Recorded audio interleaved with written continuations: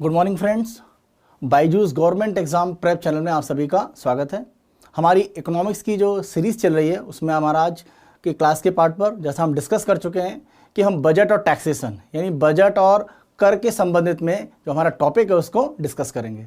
और साथ में इस टॉपिक के लास्ट में यानी क्लास जब हमारा ख़त्म होगा तो हम लास्ट के 10 मिनट्स के पार्ट पर कोशिश करेंगे कि हमारा जो मनी बैंकिंग मुद्रा और बैंकिंग का जो टॉपिक ख़त्म हुआ है उसमें से कुछ क्वेश्चंस आपके साथ में डिस्कस करेंगे। तो क्वेश्चंस डिस्कस करने का ऑब्जेक्टिव ये रहेगा कि जो आप पढ़ रहे हैं उसमें कितनी चीज़ों को आप एक तरह से याद कर पा रहे हैं या उनको रिकॉल कर पा रहे हैं। अगर मान लीजिए कुछ गलत होता है तो उसको आप रिवाइज करके सही करें। तो लास्ट में हम मुद्रा बैंकिंग मनी और बैंकिंग के जो टॉपिक हैं उसके क्वेश्चन आंसर डिस्कस करेंगे। तो अपने टॉपिक पर आ जाते हैं, बजट और टैक्सेशन। देखिए, बजट और टैक्सेशन यानी हम सामान्य रूप में जब बजट की बात करते हैं तो हमारा आपके द्वारा जब बजट शब्द यूज़ किया जाता है तो बजट का मतलब क्या होता है। जैसे आम बोलचाल में आप देखें तो जैसे बोला जाता है घरेलू बजट कि घर का बजट मेरा इस महीने सही नहीं था या बजट मेरा गड़बड़ हुआ। तो जब आप बजट बोल रहे होते हैं तो बजट का सिंपल मतलब है कि आमदनी और आपका खर्चा यानी अर्निंग और एक्सपेंडिचर। तो इसका कोई भी आंकड़ा है, मान लीजिए किसी घर का आमदनी क्या हो रही है और खर्चा क्या हो रहा है तो वो उसका हो गया घरेलू बजट। अगर किसी मान लीजिए जिले की बात करें या किसी राज्य की बात करें या पूरे देश की बात करें तो बजट जब हम बात करते हैं तो मेन जो आपका पॉइंट ये है कि आमदनी और खर्च यानी अर्निंग और उधर की दूसरी तरफ एक्सपेंडिचर, क्या सरकार के पास आ रहा है और सरकार क्या खर्च कर रही है, ये अगर आंकड़ा आप देखते हैं तो वो कहलाता है बजट। जहां तक इस बजट शब्द की बात करें तो ये जो बजट शब्द है इसका सीधे तौर पर हमारे संविधान में कहीं पर भी डिस्क्रिप्शन नहीं है। बड़ी इंटरेस्टिंग बात है कि हम बोलते हैं कि आम बजट प्रस्तुत किया जा रहा है लेकिन बजट जैसा शब्द हमारे यहाँ उपयोग नहीं होता है। आप जैसा सुन भी रहे होंगे कि पिछले वर्ष से ही जो बजट है उसको वित्त मंत्री निर्मला सीतारमण के द्वारा बही खाता का नाम दे दिया गया है। और अगर हम बजट एक शब्द को देखें तो दुनिया में लगभग सभी जगह उपयोग किया जाता है। जहां पर भी आमदनी और खर्च का एक आंकड़ा दिया जाता है उसे हम बजट कह देते हैं। तो सबसे पहले आप देखें तो 1733 में माना जाता है इंग्लैंड में इसका प्रयोग किया गया और लेदर या चमड़े का एक बैग उसको फ्रांस की भाषा में बजेटे कहा जाता है। तो बजेटे शब्द एक तरह से उपयोग किया गया और यही बजेटे प्रोनाउंसिएशन या उच्चारण में बदलते बदलते हो गया बजट। तो इंग्लैंड की परंपरा थी और इंग्लैंड का शासन कहां पर था, भारत में। भारत उसका एक उपनिवेश था। तो उसी बजट टर्म को हमारे यहां भी उपयोग किया गया। 1857 की जो क्रांति हुई उसके बाद आप जानते हैं कि जो भारत में शासन है वो एक तरह से ब्रिटिश सरकार के सीधे चला गया अधीन और ईस्ट इंडिया कंपनी का लगभग जो काम है वो खत्म हो गया। तो जब सीधे ब्रिटिश सरकार नियंत्रण कर रही थी तो भारत के जो वित्तीय लेन देन है कि भारत में आमदनी क्या हो रही है, खर्च क्या हो रहे हैं, उसका लेखा जोखा भी दिया जाने लगा। और इसकी अगर हम बात करें तो सबसे पहले भारत में जब कहा जाता है बजट प्रस्तुत करने के लिए तो 1860 में जेम्स विल्सन, कई बार पूछा गया है, 1860 में जेम्स विल्सन ने पहली बार भारत में बजट प्रस्तुत किया था। अगर हम बात करें कि आज़ादी के बाद तो आज़ादी के बाद आप सभी जानते हैं भारत में जो कार्यवाहक सरकार थी जिसमें प्रधानमंत्री थे पंडित जवाहरलाल नेहरू। तो उसमें अगर हम वित्त मंत्री देखें तो थे आर.के. शनमुखम चेट्टी। तो आर.के. शनमुखम चेट्टी के द्वारा आज़ाद भारत में पहला बजट प्रस्तुत किया गया और डेट आप ध्यान रखें 26 नवंबर 1947। तो इस डेट को आजाद भारत का पहला बजट प्रस्तुत किया गया। लेकिन आप ध्यान रखें कि यह कार्यवाहक सरकार थी, मेन सरकार तो नहीं थी, क्योंकि चुनाव के बाद जो सरकार यानी भारत में पहले आम चुनाव हुए तो जो सरकार बनी वहां पर जब बजट की बात की जाए तो वहां पर आप देखें तो वहां पर यानी जब भारत एक रिपब्लिक गणराज्य के रूप में हो गया तो पहला बजट प्रस्तुत किया था जॉन मथाई ने 1950 और 51 के लिए, यानी वित्तीय वर्ष 1950 और 51 के लिए जो बजट पहली बार प्रस्तुत किया गया भारत में, आजाद भारत में, वो था किसके द्वारा, जॉन मथाई के द्वारा। तो दो क्वेश्चन यहां पर होते हैं। जब ये कहा जाए कि आजाद भारत का पहला बजट तो नाम क्या आ जाएगा, आर.के. शनमुखम चेट्टी। लेकिन यह कहा जाए कि भारत में रिपब्लिक या गणराज्य के रूप में और एक तरह से आधिकारिक रूप में पहले वित्त मंत्री के रूप में बजट तो नाम आ जाएगा जॉन मथाई का। वैसे आप ध्यान रखें जॉन मथाई जो कार्यवाहक सरकार थी उसमें रेल मंत्री थे। तो आगे हम देखेंगे इन्होंने भारत का पहला रेल बजट भी प्रस्तुत किया था। तो आर.के. शनमुखम चेट्टी आजादी के बाद पहला बजट, लेकिन जब भारत में आम चुनाव के बाद सरकारें बनी पहली बार, उसके बाद अगर कहा जाए तो पहला बजट जाता है, पहले बजट का जो नाम आता है किसके साथ, जॉन मथाई के साथ। तो ये दोनों आपको नाम ध्यान रखने। और जेम्स विल्सन 1860 में पहली बार।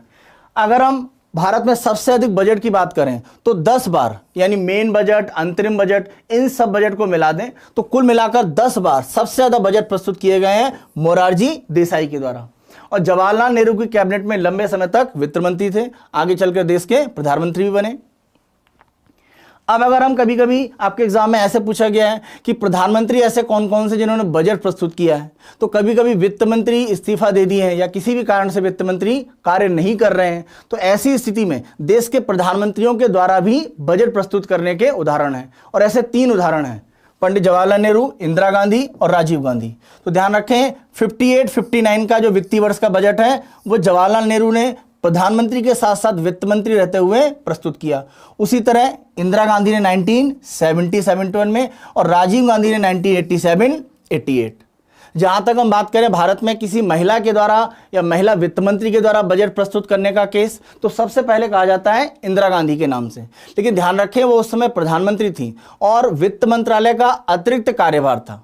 तो पूर्ण रूप से कहा जाए कि पूर्णकालिक यानी फुल टाइम पहले फाइनेंस मिनिस्टर के रूप में किसी महिला के द्वारा बजट प्रस्तुत करने का केस, तो वर्तमान में जो वित्त मंत्री हमारी हैं निर्मला सीतारमण, तो ये भारत में पहली फुल टाइम फाइनेंस मिनिस्टर या पूर्णकालिक वित्त मंत्री के रूप में हैं। और इन्होंने 2019 में जो बजट प्रस्तुत किया था वो पहला उदाहरण माना जाएगा, ठीक है।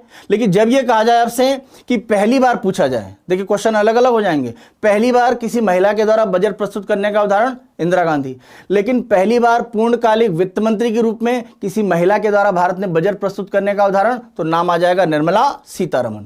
तो अंतर है दोनों में, आप ध्यान रखें। आगे आप देखें बजट में कुछ और परिवर्तन किए गए। जैसे अगर हम बात करें यशवंत सिन्हा, तो यशवंत सिन्हा भी वित्त मंत्री थे जब अटल बिहारी वाजपेयी की सरकार थी। और हमारे यहाँ प्रचलन ये था और ये ब्रिटिश परंपरा थी कि शाम के 5 बजे बजट प्रस्तुत किया जाता था। तो इस परंपरा को यशवंत सिन्हा ने ब्रेक किया। उन्होंने 5 बजे की जगह सुबह 11 बजे यानी मॉर्निंग 11 AM पर बजट प्रस्तुत करने की परंपरा शुरू करी और एक तरह से 2001 के बजट से इसको आगे बढ़ा दिया गया। और आप देखें तो बजट सुबह आता है, शाम के समय बजट नहीं आता है।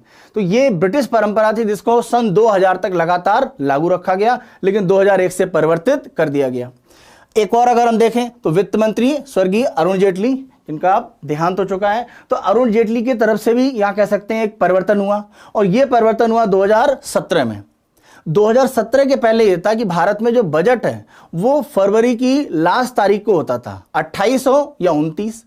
ध्यान रखें मोरारजी देसाई का जो जन्मदिन है वो 29 फरवरी है, तो उन्होंने अपने जन्मदिन पर 2 बार बजट प्रस्तुत किए हैं। तो 29 फरवरी को उनका जन्मदिवस पड़ता था। तो 28 या 29 फरवरी जो भी डेट हो लास्ट, उस दिन बजट भारत में प्रस्तुत किया जाता था। इसको परिवर्तित किया गया और 2017 से परंपरा यह कर दी गई कि फरवरी की पहली तारीख 1 फरवरी को बजट प्रस्तुत किया जाने लगा। देखिए इससे फायदा क्या हुआ कि पूरा फरवरी और पूरा मार्च एक तरह से मिल जाता है सरकारों को नए साल में जाने के लिए। क्योंकि आप लगभग सभी लोग जानते होंगे कि भारत में जब हम आर्थिक वर्ष की बात करते हैं, फाइनेंशियल ईयर या इकोनॉमिक ईयर की बात करते हैं, वित्तीय वर्ष की, तो ये कब से कब होता है? 1 अप्रैल से लेकर 31 मार्च। कमेंट बॉक्स में आप लोग बताइए कि वर्तमान में कौन सा वित्तीय वर्ष चल रहा है। तो वित्तीय वर्ष 1 अप्रैल से आने वाले साल में 31 मार्च तक रहता है। तो इस वित्तीय वर्ष के पार्ट पर आप देखें तो इसीलिए सरकार को लगा कि अगर 1 फरवरी को प्रस्तुत करेंगे तो आने वाले साल के लिए तैयारियों के लिए समय अतिरिक्त मिलेगा, और यह 2017 से कर दिया गया। तो 2017 में पहला परिवर्तन क्या हुआ कि बजट फरवरी की पहली तारीख को आने लगा। और दूसरा परिवर्तन, और यह लगभग 90 यानी लगभग 92 वर्षों के बाद किया गया, 92 ईयर्स के बाद। और हुआ क्या कि हमारे यहाँ परंपरा ये थी 2017 के पहले, और ये ब्रिटिश समय से चला आ रहा था कि जो बजट है उसमें रेल बजट भी रहता था और आम बजट भी होता था। यानी आम बजट में रेलवे बजट का जो पार्ट है वो 1924 के पहले मिक्स रहता था, और 24 के बाद की परंपरा ये हुई कि उसको अलग कर दिया गया। और आप देखें ब्रिटिश समय में एक कमेटी बनाई गई थी, एग्जाम में कई बार पूछा गया है, विलियम एक्वर्थ कमेटी। इसने 1920 से 21 के बीच में काम किया और इसने अपनी सिफारिश में कहा कि भारत में जो रेलवे बजट आम बजट में मिलकर आता है उसको अलग कर देना चाहिए। और इन्हीं की सिफारिश के आधार पर 1924 में भारत में रेलवे बजट अलग और आम बजट अलग कर दिया गया। और यह परंपरा 1924 से चलती रही कब तक? 2016 तक। यानी लगभग 92 वर्षों तक यह परंपरा चलती रही। और आगे चलकर भारत सरकार की तरफ से रेलवे में सुधार के लिए एक कमेटी बनाई गई, अर्थशास्त्री हैं, इनका नाम आप ध्यान रखें, विवेक देबरॉय। विवेक ओबराय नहीं है, जरा ध्यान रखेंगे आप लोग, विवेक देबरॉय हैं। तो विवेक देबरॉय अर्थशास्त्री, इनकी अध्यक्षता में एक कमेटी बनाई गई जिसने 2015-16 में सिफारिश करी कि रेलवे बजट को आम बजट में मिला दिया जाए। तो आपको 2 पॉइंट ध्यान रखने कि एकवर्थ कमेटी की सिफारिश के आधार पर रेलवे बजट को आम बजट से अलग किया गया और विवेक देबरॉय समिति की सिफारिश के आधार पर रेलवे बजट को आम बजट में मिला दिया गया। तो 1924 से 2016 तक रेलवे और आम बजट अलग अलग, और 2016 के बाद यानी 2017 में जो बजट आया उसमें रेलवे बजट को आम बजट में ही मिला दिया गया। तो देखिए 2017 में 2 बड़े परिवर्तन हुए। जो डेट है वो 1 फरवरी कर दी गई, 28 और 29 फरवरी की जगह, और दूसरा कि जो रेलवे बजट का पार्ट है उसको आम बजट में ही मिला दिया गया, जो पहले अलग अलग आता था। तो 2017 बड़ा परिवर्तन वाला वर्ष था और आपके एग्जाम में कई बार पूछा गया है, आपको ध्यान रखने की जरूरत है इन दोनों पॉइंट को। अब अगर हम बजट टर्म पर आते हैं, देखिए जब बजट टर्म की बात करें तो अभी हमने डिस्कस किया कि हमारे संविधान में नहीं दी हुआ है, लेकिन कोई भी सरकार काम करेगी तो संविधान के दायरे में रखे करेगी। तो हमारे संविधान में अनुच्छेद आपको ध्यान रखना है 112।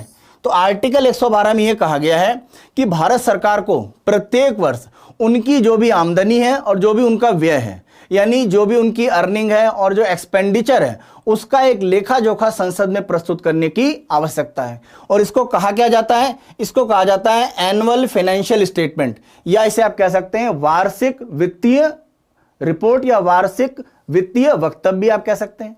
तो जो वार्षिक वित्तीय रिपोर्ट होती है, एनुअल फाइनेंशियल रिपोर्ट, इसी को हम आम बोलचाल की भाषा में क्या कह देते हैं? बजट। तो हमारे संविधान में बजट शब्द का कहीं उल्लेख नहीं है, इसे आप ध्यान रखें। और किस आर्टिकल के माध्यम से बजट आता है? 112। तो अनुच्छेद 112 आपको एक तरह से यहां पर ध्यान रखना है। अब ये दूसरा जो पॉइंट आता है कि बजट का निर्माण कौन करता है, तो बजट के निर्माण के लिए भारत सरकार का जो वित्त मंत्रालय है, वित्त मंत्रालय में एक विभाग काम करता है, डिपार्टमेंट ऑफ इकोनॉमिक अफेयर्स, यानी आर्थिक मामलों का विभाग। तो मान लीजिए आपसे पूछा जाए कि भारत में बजट का निर्माण कौन करता है, तो आर्थिक मामलों का जो विभाग है, डिपार्टमेंट ऑफ इकोनॉमिक अफेयर्स, इसके द्वारा भारत में बजट का निर्माण किया जाता है। आर्थिक मामलों का विभाग, डिपार्टमेंट ऑफ इकोनॉमिक अफेयर्स, और मंत्रालय वित्त मंत्रालय, ये भारत में बजट निर्माण के लिए उत्तरदायी हैं। तो हमने देखे 5-6 पॉइंट डिस्कस किए हैं, ये सब आपके एग्जाम में रेगुलर पूछे गए हैं। अगले पार्ट पर हम आते हैं। तो यहां पर अब निर्मला सीतारमण की हमने जो इमेज दी है, तो आप ध्यान रखें, पिछले बार से आप देखें तो पहले क्या होता था, एक ब्रीफ केस छोटा सा रहता था ब्लैक, उसमें बजट जाता था। अब आप देखें सामान्य रूप से हमारे यहाँ जो बही खाता होता है उसके रूप में वित्त मंत्री के द्वारा बजट प्रस्तुत किया जाता है। तो ये बही खाते का एक डॉक्यूमेंट है जो बजट के लिए वित्त मंत्री लेकर जा रही है। तो ये परंपरा पिछले वर्ष से ही वित्त मंत्री निर्मला सीतारमण के द्वारा बदल दी गई है। तो अब बजट की जगह एक बही खाता टर्म भी यूज किया जाता है। अब अगर हम बजट पर आते हैं कि सामान्य रूप से बजट होता क्या है, तो बजट की हम बात करें तो बजट को 2 हिस्सों में बांटा जाता है। एक हिस्सा कहलाता है रिसीट, यानी इसको हम बोलते हैं क्या? प्राप्तियां, यानी सरकार को क्या क्या आमदनी हो रही है अलग अलग स्रोत से। एक एक हम डिस्कस करेंगे, आप लोग बिल्कुल ध्यान से समझें, क्योंकि कुछ ऐसे यहां पर पॉइंट है जो बहुत कंफ्यूजिंग होते हैं, जैसे रेवेन्यू, राजस्व या पूंजीगत। तो हम अंतर यहां पर आपको बताकर आगे बढ़ेंगे। तो आप पहले इसे समझ लें, फिर हम 2020-21 का जो बजट है उसको डिस्कस करेंगे। उसमें क्या क्या घोषणाएं हैं, क्या क्या सरकार के द्वारा नए प्रोग्राम बनाए गए हैं, वो आपके एग्जाम के लिए इंपॉर्टेंट है। तो बजट का एक बेसिक कर लेते हैं, तो उसके बाद हम जो इस साल का बजट यानी 20-21 का बजट है उसको देखेंगे। तो यहां पर पहला हिस्सा बजट का क्या कहलाता है? प्राप्तियां या रिसीट, यानी सरकार को अलग अलग माध्यम से क्या क्या आय प्राप्त हुई है।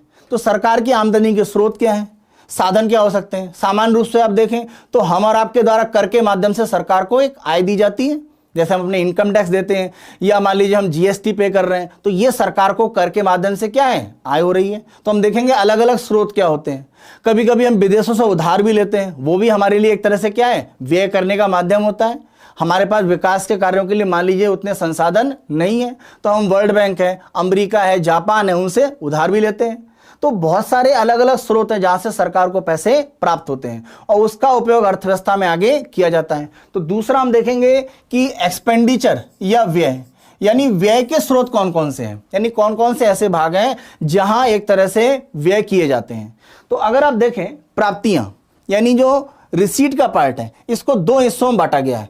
एक हिस्सा कहला रहा है रेवेन्यू और एक कहला रहा है कैपिटल। रेवेन्यू का मतलब राजस्व,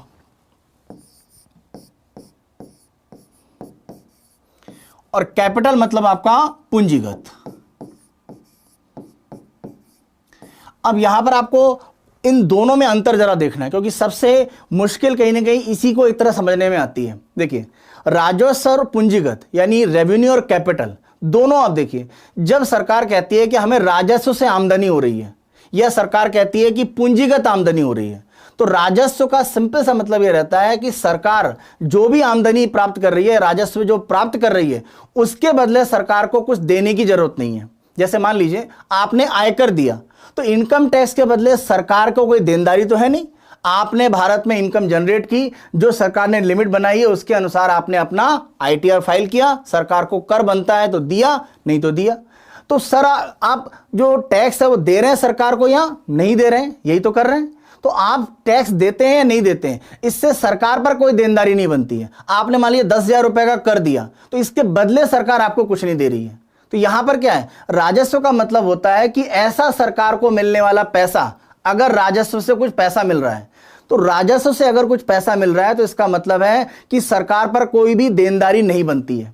लेकिन अगर कहीं पूंजी से पैसा मिल रहा है, यानी पूंजीगत प्राप्ति है, जैसे पूंजीगत प्राप्ति में, तो वहां पर सरकार पर एक देनदारी बन जाएगी, लायबिलिटी बन जाएगी। जैसे मान लीजिए हमने अमेरिका से उधार लिया या विश्व बैंक से उधार लिया, तो अगर आपने विश्व बैंक से 100 रुपए उधार लिए हैं, तो मान लेते हैं ब्याज नहीं लगता है, हम मान लेते हैं ब्याज नहीं देना है, लेकिन मूलधन तो आपको वापस करना है। तो 100 रुपए आपने उधार लिया और आपको देना कितना है वापस, मान लीजिए 5 साल के बाद ही देना है, तो आप पर देनदारी कितनी बन रही है, 100 रुपए। तो जो उधार लिया गया वो क्या हो जाएगा, वो पूंजीगत प्राप्ति हो जाएगा। तो आपने आयकर दिया तो वो राजस्व हो गया, क्योंकि उस पर सरकार को कोई देनदारी, लायबिलिटी नहीं बनती है।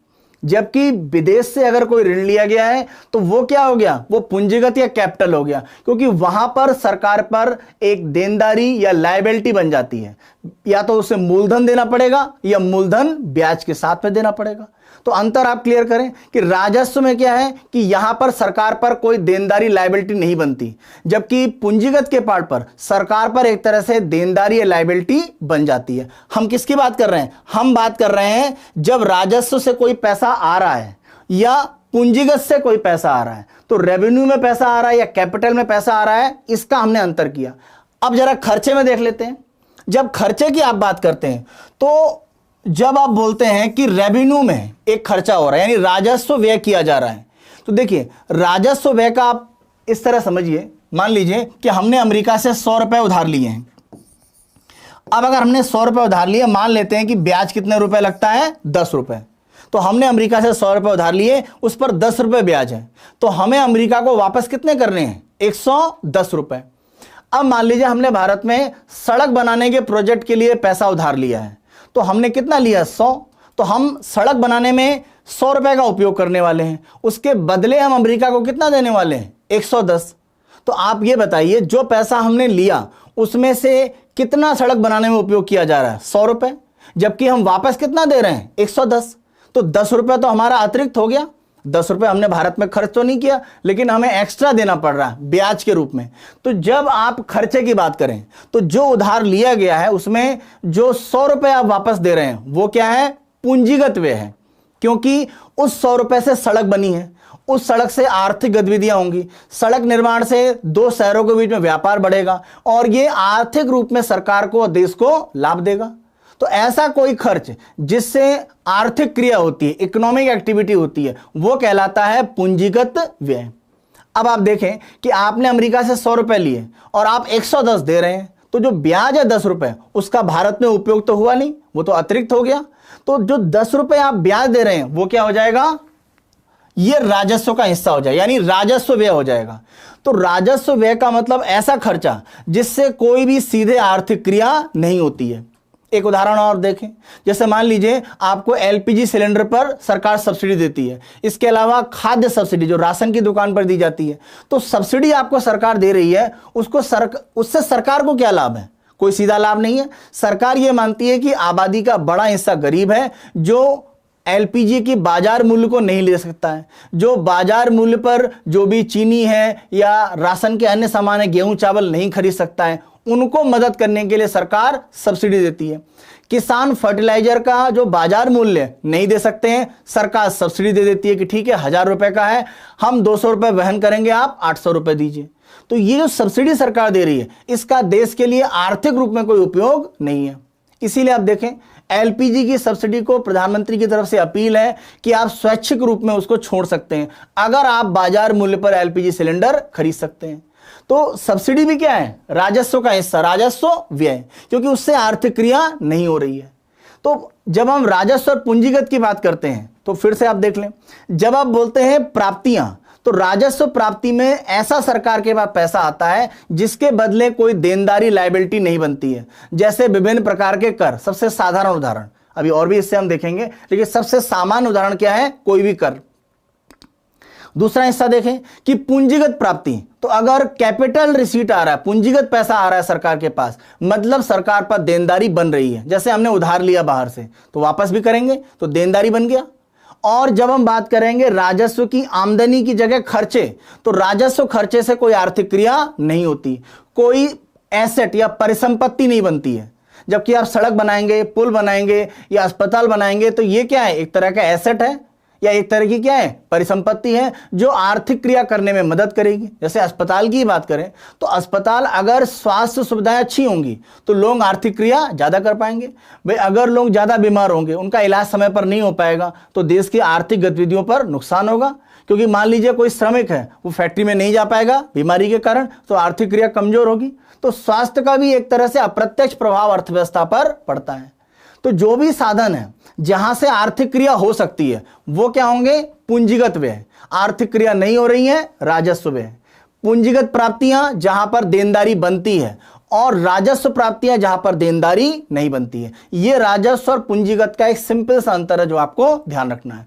अब हम इसके जो अलग अलग भाग हैं उनको यहां पर एक बार देख लीजिए कि बजट को हमने प्राप्तियां, सरकार की आमदनी में तोड़ा है, और खर्चा यानी व्यय में। तो जब हम आमदनी या प्राप्तियों की बात कर रहे हैं, रिसीट की बात कर रहे हैं, तो इसमें दो तरह के हैं। अभी हमने डिस्कस किया, एक राजस्व और एक पूंजीगत। पूंजीगत में देनदारी बन जाती है, लायबिलिटी आ जाती है। राजस्व में देनदारी नहीं आती है। राजस्व को दो भाग में तोड़ा, दो हिस्सों में टूटा हुआ है। एक कहलाता है कर वाला यानी कर राजस्व, और दूसरा कहलाता है गैर कर। देखिए गैर कर का मतलब क्या है? जैसे आपने मान लीजिए कोई ट्रैफिक का नियम तोड़ा, कोई भी इस तरह का काम किया कि आपके ऊपर पेनल्टी लगाई गई, जुर्माना लगाया गया, या मान लीजिए आपको उद्योग शुरू करना है, आप सरकार को कोई उसकी लाइसेंस फीस दे रहे हैं, तो लाइसेंस के लिए सरकार को आप पैसा दे रहे हैं, तो ये टैक्स तो नहीं है, तो ये क्या है? नॉन टैक्स, तो गैर कर। तो जब हम बात करते हैं राजस्व, तो कर के माध्यम से तो होता ही है, गैर कर भी होता है, नॉन टैक्स भी होता है। तो अभी हम देखेंगे नॉन टैक्स में क्या क्या आएंगे, गैर कर राजस्व में और कर राजस्व में। क्योंकि आपके एग्जाम में जैसे राजस्व प्राप्तियों में क्या आता है, पूंजीगत प्राप्तियों में क्या आता है, 4 विकल्प देके पूछ लिया जाता है। तो आपको एक मोटा मोटा अनुमान होना चाहिए कि राजस्व में क्या हो सकता है और पूंजीगत में क्या हो सकता है। जैसे कोई कर है तो वो कभी भी पूंजीगत में नहीं आएगा, वो कहां आएगा? राजस्व में। या कोई गैर कर भी है लेकिन आपको लग रहा है देनदारी नहीं है, जैसे कोई लाइसेंस फीस है, तो वो कहां गया? गैर कर में, लेकिन राजस्व में ही आएगा। तो राजस्व दो हिस्सों में, कर राजस्व और गैर कर राजस्व। और कर को आप सभी जानते हैं, हम दो भाग में बांट देते हैं, प्रत्यक्ष और अप्रत्यक्ष, डायरेक्ट और इनडायरेक्ट। तो ये हम सारे हिस्से अभी देखते हैं। और जहां तक व्यय की बात करें, एक्सपेंडिचर, तो ये क्या है? पूंजीगत और राजस्व यानी कैपिटल और रेवेन्यू। तो इसके आधार पर इनमें अंतर क्या है और क्या क्या इसमें आते हैं। क्योंकि कभी कभी आपसे पूछा गया राजस्व व्यय में क्या शामिल है, आपको विकल्प दे दिए गए, तो आपको राजस्व और पूंजीगत दोनों व्यय में क्या क्या उदाहरण है, क्या क्या एग्जाम्पल हो सकते हैं, वो आपको एक तरह से पता होने चाहिए। तो वो हम यहां पर अभी आगे डिस्कस करेंगे। तो ये हिस्सा करेंगे, उसके बाद 20-21 का बजट जो एक तरह से करंट का हिस्सा है उसको हम डिस्कस करेंगे। यहां पर कोई दिक्कत आप लोगों को? आइए हम रेवेन्यू रिसीट की बात करते हैं। तो जब हम राजस्व प्राप्तियों की, अभी हमने ये डिस्कस किया, कोई लायबिलिटी या देनदारी सरकार पर नहीं होती, सिंपल से शब्द में आप समझिए। और जब हम बात करते हैं कर राजस्व, तो यहां पर करों से आमदनी होती है। एक हिस्सा क्या कहलाता है? डायरेक्ट। डायरेक्ट टैक्स का मतलब यानी कर राजस्व में दो हिस्से हो गए, एक तो प्रत्यक्ष कर, दूसरा अप्रत्यक्ष कर। यहीं पर हम देख लेते हैं। जब हम बात करते हैं प्रत्यक्ष कर, डायरेक्ट टैक्स, नाम से शामिल हो रहा है, नाम से आपको एक इंडिकेट होना चाहिए कि ये कर जिसके ऊपर लगाया जाएगा उसी से वसूला जाएगा। जैसे मान लीजिए आप कुछ आमदनी करते हैं तो इनकम टैक्स आप ही से लिया जाएगा। ऐसा नहीं कि इनकम टैक्स आपके बदले कोई और देगा, यानी आपके पैन नंबर से जुड़े हुए जो जो खाते हैं उनमें जो जो आमदनी आप सालाना दिखा रहे हैं उसके आधार पर सरकार को आपको आयकर देना पड़ेगा। ऐसा नहीं है कि किसी और पैन नंबर के खाते का कोई लेन देन आप अपने में दिखाकर आप उसका आयकर दे सकें। यानी अगर मान लीजिए किसी ए व्यक्ति पर इनकम टैक्स लग रहा है तो इसी के द्वारा दिया जाएगा, ऐसा नहीं कि किसी और पर इसका भार ट्रांसफर कर सके।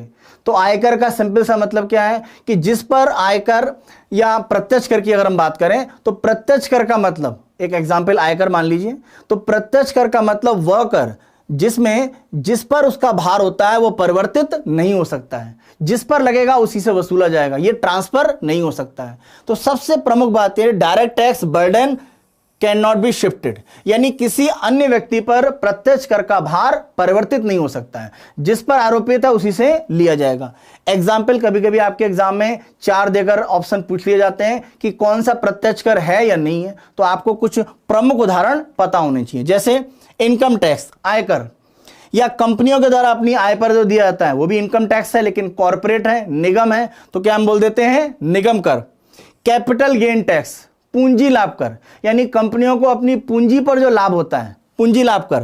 प्रॉपर्टी टैक्स, संपत्ति कर, आप सभी जानते हैं एक प्रॉपर्टी का हिस्सा, उस पर आपको सालाना एक टैक्स देना होता है। या हाउस टैक्स की बात करें, देखिए हाउस टैक्स केंद्र सरकार का नहीं होता है, यहां पर आप समझ लें जो गृह कर है, या कभी कभी इसको आपका लोकल भाषा में अलग अलग राज्यों में अलग अलग नाम यूज किया जाता है। तो जो गृह कर होता है वो एक तरह से स्थानीय निकाय लगाते हैं, जैसे पंचायत स्तर पर या शहरी निकाय उनके द्वारा लगाया जाएगा। तो जो हाउस टैक्स है वो स्थानीय कर है, लोकल टैक्स है, कोई सेंट्रल का सीधे टैक्स नहीं है, लेकिन जिसके नाम से मकान है उसी से हाउस टैक्स लिया जाता है, गृह कर उसी से लिया जाएगा। तो क्या है ये प्रत्यक्ष कर का उदाहरण है। इसके अलावा वेल्थ टैक्स का बात देखें, या इंटरेस्ट टैक्स, यानी आप जो आमदनी कर रहे हैं, जैसे मान लीजिए आपने कोई अपना एक तरह से एक एफडी खाता खोल रखा है, तो एफडी पर जो आपको ब्याज मिल रहा है एक लिमिट तक छूट है, उसके ऊपर जाएगा तो आपको टैक्स देना पड़ेगा। तो आप जो भी ब्याज प्राप्त कर रहे हैं एक लिमिट तक सरकार ने जहां तक छूट दी है तो ठीक है, उसके ऊपर है तो आपको सरकार को इंटरेस्ट पर भी टैक्स देने की जरूरत है। तो ये प्रत्यक्ष कर के उदाहरण है जहां पर जिस पर कर आरोपित है उसी से वसूला जाएगा। मेन बात यही है कि आप कर का भार परिवर्तित नहीं कर सकते हैं। और जो डायरेक्ट टैक्स है उनके साथ में आपके एग्जाम में एक स्टेटमेंट कभी कभी पूछा गया है कि डायरेक्ट टैक्स है वो प्रोग्रेसिव होते हैं, जिसको हम बोलते हैं आपका प्रगतिशील।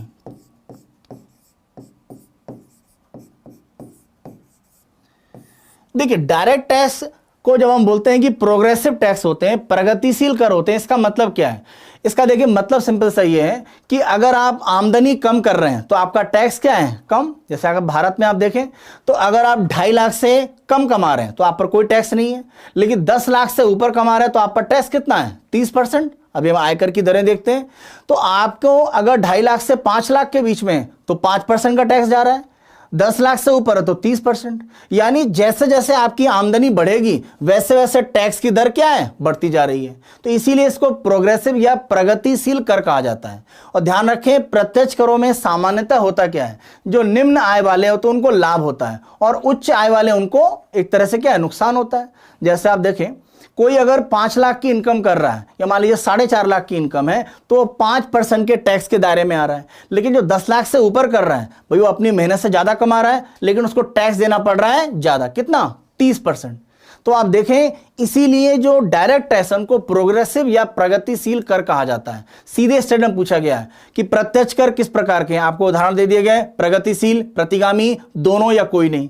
तो ये क्या है? ये एक तरह से प्रगतिशील या प्रोग्रेसिव टैक्स माने जाते हैं जिनका निम्न वर्ग को लाभ होता है, उच्च वर्ग को नुकसान होता है। तो इसीलिए क्या है ये? प्रोग्रेसिव। अगर हम भारत सरकार की बात करें केंद्र में, तो हमारे यहाँ जो केंद्र सरकार है वहां पर डायरेक्ट टैक्स की जो भी वसूली है उसको लेकर जो नियम कानून है उनको पालन कराने की जिम्मेदारी किस संस्था के पास है? CBDT, central board for direct taxes, यानी केंद्रीय प्रत्यक्ष कर बोर्ड। यह भारत में प्रत्यक्ष करों के लिए उत्तरदायी संस्था है। यानी प्रत्यक्ष कर को लेकर किसी भी तरह के नियम कानून है उनको कैसे लागू कराना है, या लोगों को उसे लागू कराने के लिए किस तरह से उनको अलग अलग नियमों के माध्यम से सूचना देनी है, लोगों में अवेयरनेस बढ़ानी है। तो ये सारा काम करता है केंद्रीय प्रत्यक्ष कर board, CBDT, central board of direct taxes. और वर्तमान में देखें तो पीसी मोदी यानी प्रमोद चंद्र मोदी इसके चेयरमैन है। तो आप ध्यान रखें, कभी कभी सीबीडीटी इस तरह की संस्थाओं के चेयरमैन आपसे पूछे जाते हैं। तो पीसी मोदी वर्तमान में इसके क्या है, चेयरमैन। दूसरे पर हम आते हैं इनडायरेक्ट टैक्स। तो डायरेक्ट का उल्टा है। डायरेक्ट में क्या था, आप कर का भार अगर आप पर लग रहा है तो आप दूसरे पर नहीं डाल सकते हैं, लेकिन अप्रत्यक्ष कर में कर का भार किसी और पर डाला जा सकता है, तो इसीलिए इनडायरेक्ट कहलाता है। जैसा एग्जांपल आप देखें, मान लीजिए किसी होटल या रेस्टोरेंट पे आप गए और मान लीजिए आपने 1000 रुपए का बिल आपका बनता है, आप कुछ दोस्तों के साथ गए और हम मान लेते हैं कि यहां पर जो जीएसटी है वो हम मान लेते हैं कि आपका कितना है, लग रहा है मान लीजिए 5%। तो 1000 रुपए का पार्ट और इसका अगर हम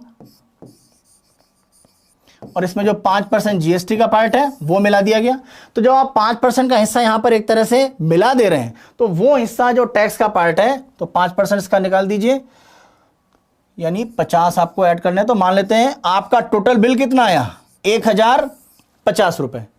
तो आप 1000 रुपए तो आपने खाया पिया से खाने पीने का पार्ट है उसका खर्चा है, 50 रुपए आप पर क्या लगा दिया गया, जीएसटी, 1050 रुपए।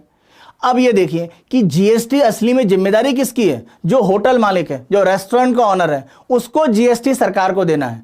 उसने क्या किया, होटल मालिक ने जीएसटी उठाकर किसको दे दिया, हमें और आपको, यानी जीएसटी जिस पर लगाया गया उसने जीएसटी का भार किसी और पर डाल दिया। तो वो कर क्या रहा है, हमसे जीएसटी लगाकर वसूल रहा है, अपना हिस्सा रखकर जीएसटी सरकार को दे रहा है।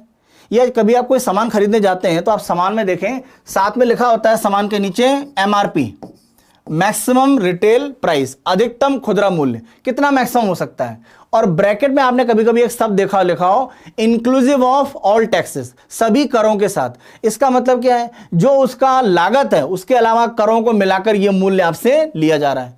यानी अगर आप 10 रुपए का कोई सामान खरीद रहे हैं दुकान से तो उसमें टैक्स भी है, यानी टैक्स तो देना कैसे, कंपनी को, वो किससे ले रही है, उपभोक्ता से। तो कंपनी ने अपने टैक्स का भार उपभोक्ता पर डाल दिया और उपभोक्ता से लिया, अपने लागत निकालकर कर भारत सरकार को जमा कर दिया। तो इनडायरेक्ट टैक्स में क्या है, आप कर का भार किसी और पर डाल सकते हैं। अप्रत्यक्ष कर इसीलिए क्या है, ये टैक्स का जो भार है वो ट्रांसफरेबल होता है, परिवर्तनीय होता है, इसीलिए इनडायरेक्ट है। जिससे लेना है वो किसी और से वसूल को सरकार को देता है, तो इसीलिए क्या है, इनडायरेक्ट है। तो ऐसा नहीं है कि जिस कंपनी पर जीएसटी लगाया गया है सरकार उससे जीएसटी नहीं लेगी, बिल्कुल लेगी। लेकिन वो कंपनी अगर कोई सामान बेचती है, कोई सेवा देती है, तो जिसको सामान बेच रही है या सेवा दे रही है उनसे जीएसटी इकट्ठा करेगी और सरकार को देगी। तो लायबिलिटी ट्रांसफर नहीं हो रही है, लेकिन जिसके ऊपर लायबिलिटी देनदारी है जीएसटी की, उसने उसका भार किसी और पर डाल दिया। ऐसा प्रत्यक्ष कर में संभव नहीं था। यह सिर्फ अप्रत्यक्ष कर में ही होता है, इनडायरेक्ट टैक्स में, कि आप भार को बदल सकते हैं, जैसा जीएसटी के पार्ट पर। तो एग्जाम्पल आप देखें इसमें, वैसे ये अगर हम कस्टम ड्यूटी की बात करें तो कस्टम ड्यूटी का जो बड़ा हिस्सा है वो वर्तमान में एक तरह से आपका क्या है, लगभग समाप्त हो गया है, लेकिन पूर्ण रूप से समाप्त नहीं है। क्योंकि ध्यान रखें जो जीएसटी हमारा अप्रत्यक्ष कर है उसमें अगर हम देखें तो जो बाहर से सामान आता है, यानी जो इंपोर्ट हो रहा होता है, उसमें वो हिस्सा तो शामिल कर दिया गया जीएसटी में, लेकिन जो एक्सपोर्ट का पार्ट है वो हिस्सा एक तरह से अभी यहां पर जो जीएसटी के पार्ट पर है उसको इंक्लूड नहीं किया गया है। तो आप ध्यान रखें कस्टम ड्यूटी का हिस्सा कुछ लागू है, पूर्ण रूप से खत्म नहीं किया गया है। दूसरा आप देखें एक्साइज ड्यूटी, यानी एक्साइज ड्यूटी मतलब उत्पाद शुल्क। एक्साइज ड्यूटी लगभग जीएसटी में मिल गया है, लेकिन अगर आप देखें जैसे शराब है अभी वो जीएसटी में शामिल नहीं है, तो इसीलिए एक्साइज ड्यूटी का हिस्सा राज्य अभी शराब के उत्पादों पर लगा सकते हैं। उसके अलावा पेट्रोलियम उत्पाद है वो जीएसटी में शामिल नहीं है, तो उन पर भी एक्साइज वो लगा सकते हैं। तो एक्साइज ड्यूटी यानी उत्पाद शुल्क। सेल्स टैक्स यानी बिक्री कर का हिस्सा, ये आपका लगभग शामिल हो गया है जीएसटी में। सर्विस टैक्स, सेवा कर, ये भी जीएसटी में शामिल है। एंट्री टैक्स यानी प्रवेश शुल्क अभी पूर्ण रूप से शामिल नहीं है, लेकिन ये जीएसटी में शामिल किया जाएगा। एंटरटेनमेंट टैक्स यानी मनोरंजन कर, जैसे आप मूवी भी देखते हैं तो उस पर भी एक टैक्स लगा होता है, तो वो हिस्सा भी एक तरह से चला गया किसमें, जीएसटी के पार्ट पर। और एक लास्ट में आप कह सकते हैं अप्रत्यक्ष करों को प्रमुख रूप से मिलाकर बना हुआ कर कौन सा, जीएसटी। तो ये क्या है, ये अप्रत्यक्ष कर के आपके एक तरह से उदाहरण है। तो इनडायरेक्ट टैक्सेस में फिर से आप ध्यान रखें, लायबिलिटी देनदारी को परिवर्तित किया जा सकता है, ट्रांसफर किया जा सकता है, एक व्यक्ति से किसी और व्यक्ति पर डालकर वसूला जा सकता है। डायरेक्ट टैक्स में ऐसा नहीं हो सकता है। और हमने डायरेक्ट टैक्स के लिए क्या कहा था, प्रोग्रेसिव है। तो अगर इनडायरेक्ट की बात करें तो ये क्या होते हैं, ये एक तरह से आपके नेचर में हो जाते हैं कैसे, रिग्रेसिव, जिसको आप कहते हैं हिंदी में प्रतिगामी। इसको हम बोलते हैं प्रतिगामी कर होता है, रिग्रेसिव टैक्स होता है। प्रतिगामी क्यों होता है, जैसे मान लीजिए आप कोई व्यापारी हैं, आप 1 करोड़ रुपए का व्यापार कर रहे हैं, या मान लीजिए आप 100 करोड़ रुपए का व्यापार कर रहे हैं, तो आपके ऊपर जीएसटी, मान लीजिए ऐसे सामान में आप लेन देन करते हैं जिसमें जीएसटी 5% है, तो 100 करोड़ का व्यापार आप पर 5% जीएसटी। और मान लीजिए कोई बड़ा व्यापारी है उसी चीज का, मान लीजिए वो सालाना 10,000 करोड़ का व्यापार कर रहा है, उस पर भी जीएसटी कितना है, 5%।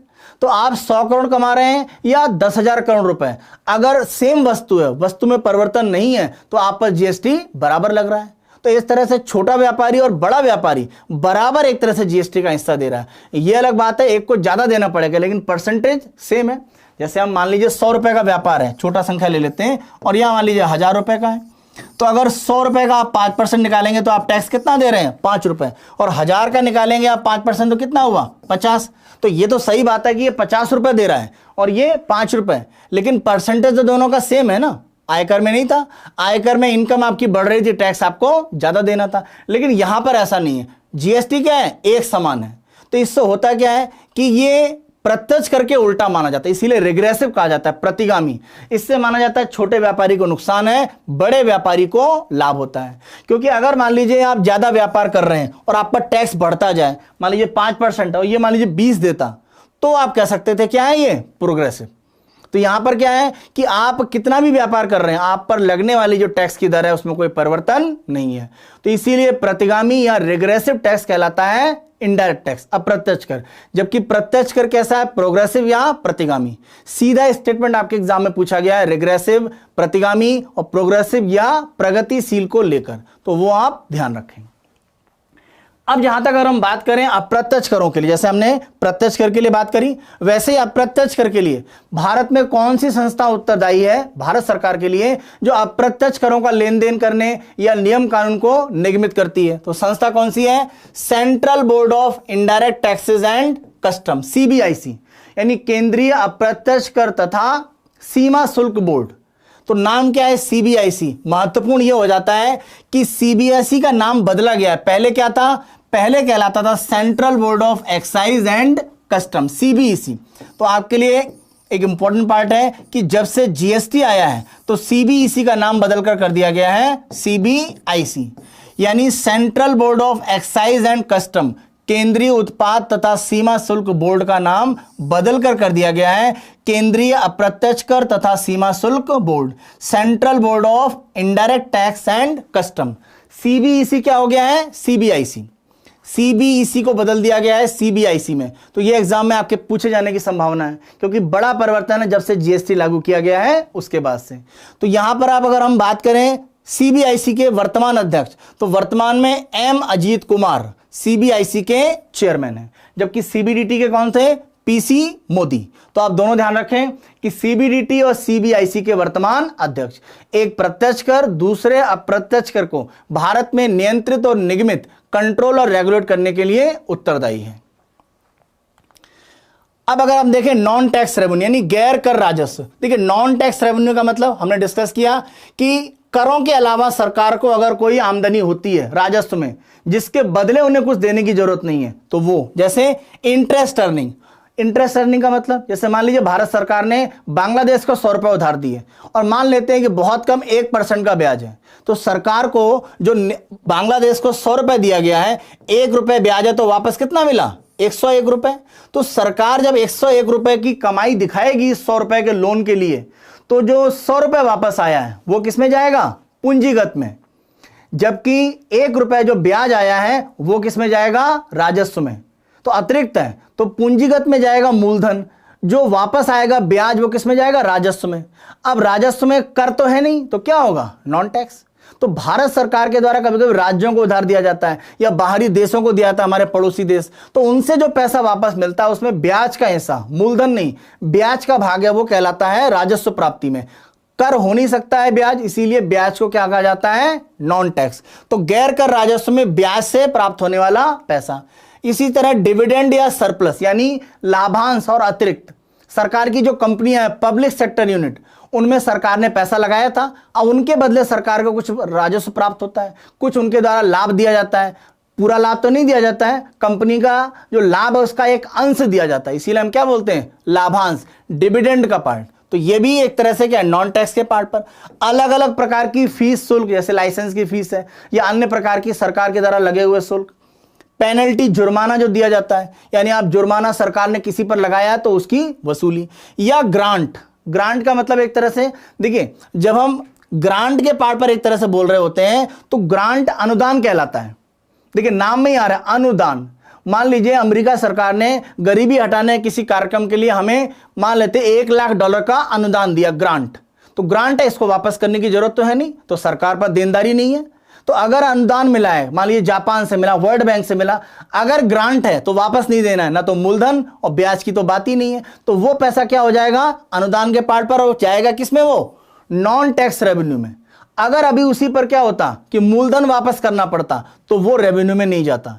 तो ग्रांट, अनुदान सरकार को मिल रहा है, उसके बदले सरकार को वापस देने की जरूरत नहीं है, इसीलिए उसको हम क्या बोल देते हैं कि वो राजस्व में आएगा। क्योंकि आप परिभाषा ध्यान रखिए, राजस्व का मतलब देनदारी सरकार पर नहीं बननी चाहिए, और जब आप बोलेंगे पूंजीगत तो देनदारी बनेगी। तो उधार लेंगे पूंजीगत, लेकिन कोई अनुदान मिल रहा है, ग्रांट जो वापस नहीं किया जाना है, तो देनदारी नहीं है सरकार पर, तो वो क्या हो जाएगा, राजस्व। कर हो नहीं सकता है, टैक्स तो है नहीं, तो क्या हो जाएगा, नॉन टैक्स। तो ग्रांट भी आपकी किस में आ गए, नॉन टैक्स में। कैपिटल रिसीट की बात करते हैं, पूंजीगत प्राप्तियां। तो अभी आपको बताया लायबिलिटी सरकार पर, देनदारियां बन जाती हैं। जैसे कोई भी उधार दिया गया वापस, अभी हमने बात करी, हमने बांग्लादेश को 100 रुपए उधार दिए थे, ₹1 ब्याज का हमें कितना मिला, 101। तो इसमें 100 रुपए क्या हो गया, ये हो गया पूंजीगत प्राप्तियां, और जो ₹1 आया वो क्या हो गया, राजस्व प्राप्तियां। तो उधार में आप ध्यान रखें, अगर उधार सरकार, भारत सरकार ने दिया है तो मूलधन वापस आएगा, पूंजीगत प्राप्तियां, ब्याज मिलेगा राजस्व में। और हमने अगर उधार लिया है तो वापस करने में मूलधन किस में जाएगा, पूंजीगत, और ब्याज किस में जाएगा, राजस्व। तो बिल्कुल आप दिमाग में इसे बैठा लीजिए कि अगर कोई भी पैसा उधार के तरफ में हम दे रहे हैं या बाहर से उधार ले रहे हैं, तो राजस्व में जाएगा ब्याज का हिस्सा और मूलधन में जाएगा कहां, पूंजीगत में। अब वो हम वापस ले रहे हैं उधार या उधार का किसी और देश को वापस कर रहे हैं, एक दोनों तरफ से आपका रहेगा। तो आमदनी अगर हम किसी को उधार दे रहे हैं तो हम मूलधन जब मिलेगा तो हमने किस में डाल दिया, उसे पूंजीगत प्राप्तियों में, और उसी मूलधन पर हमें जो ब्याज मिला किसी और देश से, वो हमने किस में अभी देखा था, अभी हमने पीछे डाला है किसमें, गैर कर राजस्व में, तो वो राजस्व के हिस्से में आ जाता है। तो ब्याज राजस्व के साथ, मूलधन पूंजीगत, बस ये आप ध्यान रखें। इसके अलावा विभिन्न देशों से उधार, क्योंकि वापस करना है तो क्या बनी है, देनदारी सरकार पर। वित्तीय संस्था जैसे विश्व बैंक है, एशियाई विकास बैंक है, या एशियन इंफ्रास्ट्रक्चर इन्वेस्टमेंट बैंक है, या जो हमारी न्यू डेवलपमेंट बैंक है ब्रिक्स की, उन सब से अगर कोई उधार लिया गया है तो मूलधन और ब्याज हमें देना पड़ेगा। मान लीजिए ब्याज नहीं है, मूलधन तो देना ही पड़ेगा, तो वो हिस्सा क्या हो गया आपका, बोरोइंग्स फ्रॉम फाइनेंशियल इंस्टीट्यूशन, वित्तीय संस्थाओं से लिए गए उधार। डिसइन्वेस्टमेंट, देखिए डिसइन्वेस्टमेंट हिंदी में एक तरह से क्या कहलाता है, विनिवेश। देखिए विनिवेश या डिसइन्वेस्टमेंट का सिंपल सा मतलब ये रहता है कि मान लीजिए सरकार की कोई संस्था है, हम मान लेते हैं कि सरकार की संस्था का कुल जो कंपनी, कोई कंपनी हम ले लेते हैं, मान लीजिए ONGC है या इंडियन ऑयल है, आप सुनते रहते हैं कि भारत सरकार इस सरकारी कंपनी का विनिवेश करने वाली है, तो उसका मतलब क्या है। जैसे मान लीजिए कंपनी 100 रुपए की है, टोटल कंपनी की हम वैल्यू मान लेते हैं कितनी है, 100 रुपए की, और पूरा का पूरा हिस्सा भारत सरकार के पास है। कोई भी कंपनी सरकारी क्षेत्र की कंपनी कहलाएगी यदि 51% या उससे ज्यादा हिस्सा भारत सरकार के पास है। क्लियर है सभी को, तो ये कहलाएगी सरकारी कंपनी। तो अगर सरकार इस 100% के हिस्से में 10% के हिस्से को बेच देती है तो उससे क्या फर्क पड़ेगा, 90% हिस्सा तो अभी भी किसके पास है, सरकार के पास। तो प्रबंधन और मैनेजमेंट और सरकारी कंपनी है, उसमें दर्जे में कोई परिवर्तन तो आएगा नहीं। होगा क्या कि सरकार जब 10% यानी 10% का शेयर बेचेगी, तो मान लीजिए कोई कंपनी ए है, उसने 10% हिस्सा खरीद लिया, तो ये कंपनी 10% की हिस्सेदार हो गई सरकार की इस पब्लिक सेक्टर यूनिट में, सरकारी क्षेत्र की कंपनी में, और भारत सरकार को कितने रुपए मिल गए? 10 रुपए। तो 90 रुपए की हिस्सेदारी अभी भी सरकार के पास है। 10 रुपए की जो हिस्सेदारी है वो हमने बेच दिया, तो वो किसी कंपनी के पास चली गई ए, तो सरकार को कितना पैसा मिल गया? 10 रुपए। अब उस 10 रुपए का सरकार किसी विकास के काम में उपयोग कर सकती है। तो डिसइन्वेस्टमेंट, विनिवेश का मतलब क्या है? सरकारी कंपनियों की हिस्सेदारी को निजी क्षेत्र को बेचना। तो यह कहलाता है विनिवेश या डिसइन्वेस्टमेंट। तो यहां पर आप देखें तो जो विनिवेश से पैसा आ रहा है वो किस में आ रहा है? पूंजीगत प्राप्तियों में। कारण भारत सरकार ने पूंजी लगाकर सरकारी कंपनियों को स्थापित किया था, तो उसी से तो आमदनी आ रही है। अगर हमने पूंजी नहीं लगाई होती तो हमें वापस कैसे मिलता? विनिवेश के द्वारा पैसा। तो पूंजी लगाई है, उसके बदले आ रहा है, तो इसीलिए क्या है? पूंजीगत प्राप्तियों का पार्ट। और earning from small saving scheme, जो लघु बचत योजनाएं हैं, जैसे डाकघर में जो बचत योजनाएं हैं, या अगर हम बात करें जैसे सुकन्या समृद्धि जो खाता जो बच्चियों के लिए खोला जाता है, तो इस तरह की जो लघु बचत योजनाएं होती हैं उन सब में, या हम बात करें किसान विकास पत्र, तो इस तरह के जो लघु बचत योजनाएं हैं उनमें से सरकार को जो पैसा मिलता है वो भी पूंजीगत प्राप्तियों में जाता है। लघु बचत योजनाएं, तो ये पूंजीगत प्राप्तियां, इनमें आप एग्जाम्पल ध्यान रखें, वो पूछा जा सकता है। अब जरा व्यय की बात करें तो व्यय किसमें था? राजस्व व्यय। राजस्व व्यय का मतलब क्या है? ऐसा खर्चा, डिस्कस हमने किया था कि राजस्व व्यय का मतलब वो खर्चा होगा जिससे किसी भी प्रकार की आर्थिक गतिविधि या किसी प्रकार की संपत्ति या एसेट का निर्माण नहीं होता है। तो यही हमने लिखा हुआ है कि एक्सपेंडिचर का मतलब ना तो कोई एसेट संपत्ति बन रहा है और सरकार पर देनदारी किसी तरह से घट रही है, वो भी नहीं है, यानी सरकार के ऊपर सीधे तौर पर कोई प्रभाव नहीं पड़ता है। तो यहां पर आर्थिक क्रिया नहीं हो रही है और साथ में कोई एसेट या संपत्ति निर्माण भी नहीं हो रहा है। वो सारा हिस्सा कहलाएगा खर्च का राजस्व व्यय, या जिसको हम बोलते हैं रेवेन्यू एक्सपेंडिचर। एग्जाम्पल सबसे महत्वपूर्ण है और सीधे एग्जाम में पूछा गया है कि रेवेन्यू एक्सपेंडिचर राजस्व में कौन कौन से शामिल हैं या नहीं।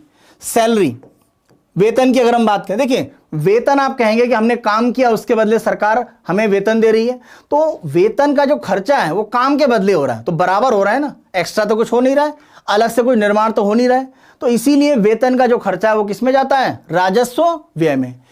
पेंशन का हिस्सा काम करने के बाद आपको दिया जा रहा है। अब तो मान लीजिए एनपीएस आ गया, न्यू पेंशन स्कीम, तो कोई उतना बड़ा पेंशन का हिसाब नहीं है, लेकिन अभी भी जो पुराने उनको पेंशन दी जा रही है। इसके अलावा ब्याज भुगतान, फिर से आप सुन लें कि अगर आपने कोई पैसा लिया है उधार और जब उधार को वापस करते हैं तो मूलधन पूंजीगत में जाएगा, ब्याज राजस्व के पार्ट पर। तो जो भारत सरकार ने विदेश से उधार लिया है, अमेरिका, जापान से, विश्व बैंक से लिया है, तो उस पैसे को जब हम वापस करते हैं तो ब्याज हमारा जो हिस्सा है वो कहां जाएगा? राजस्व में। और मूलधन किस में जाएगा? पूंजीगत व्यय में। राजस्व व्यय में ब्याज और पूंजीगत व्यय में मूलधन।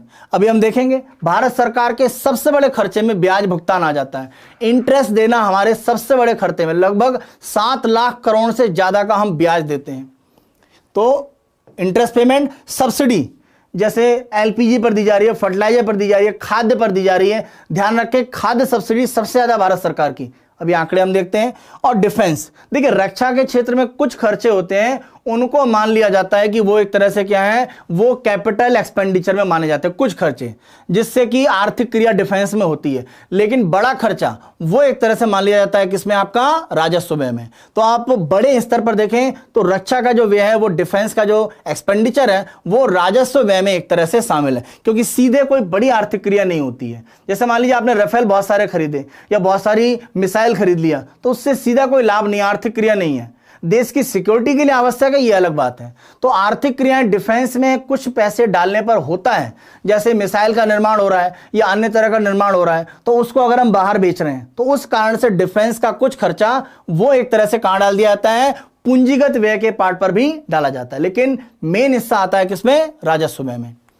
पूंजीगत व्यय की बात करें तो सिंपल सा मतलब यहां पर हो जाता है कि एक तरह से कुछ एसेट या संपत्ति का निर्माण होता है या भविष्य में आर्थिक क्रिया हो सकती है, कोई ऐसा खर्च सरकार जिससे इकोनॉमिक एक्टिविटी हो जाए। सरकार ने मान लीजिए सड़क बना दिया, नेशनल हाईवे बना दिए, सरकार ने कोई बड़ा 2 नदियां हैं या नदियों के 2 किनारों के बीच में मान लीजिए जोड़ने के लिए कोई सड़क मार्ग नहीं था या रेल मार्ग नहीं था, उसको जोड़ दिया, दोनों जो किनारे के हिस्से उनके बीच में आर्थिक क्रिया बढ़ गई।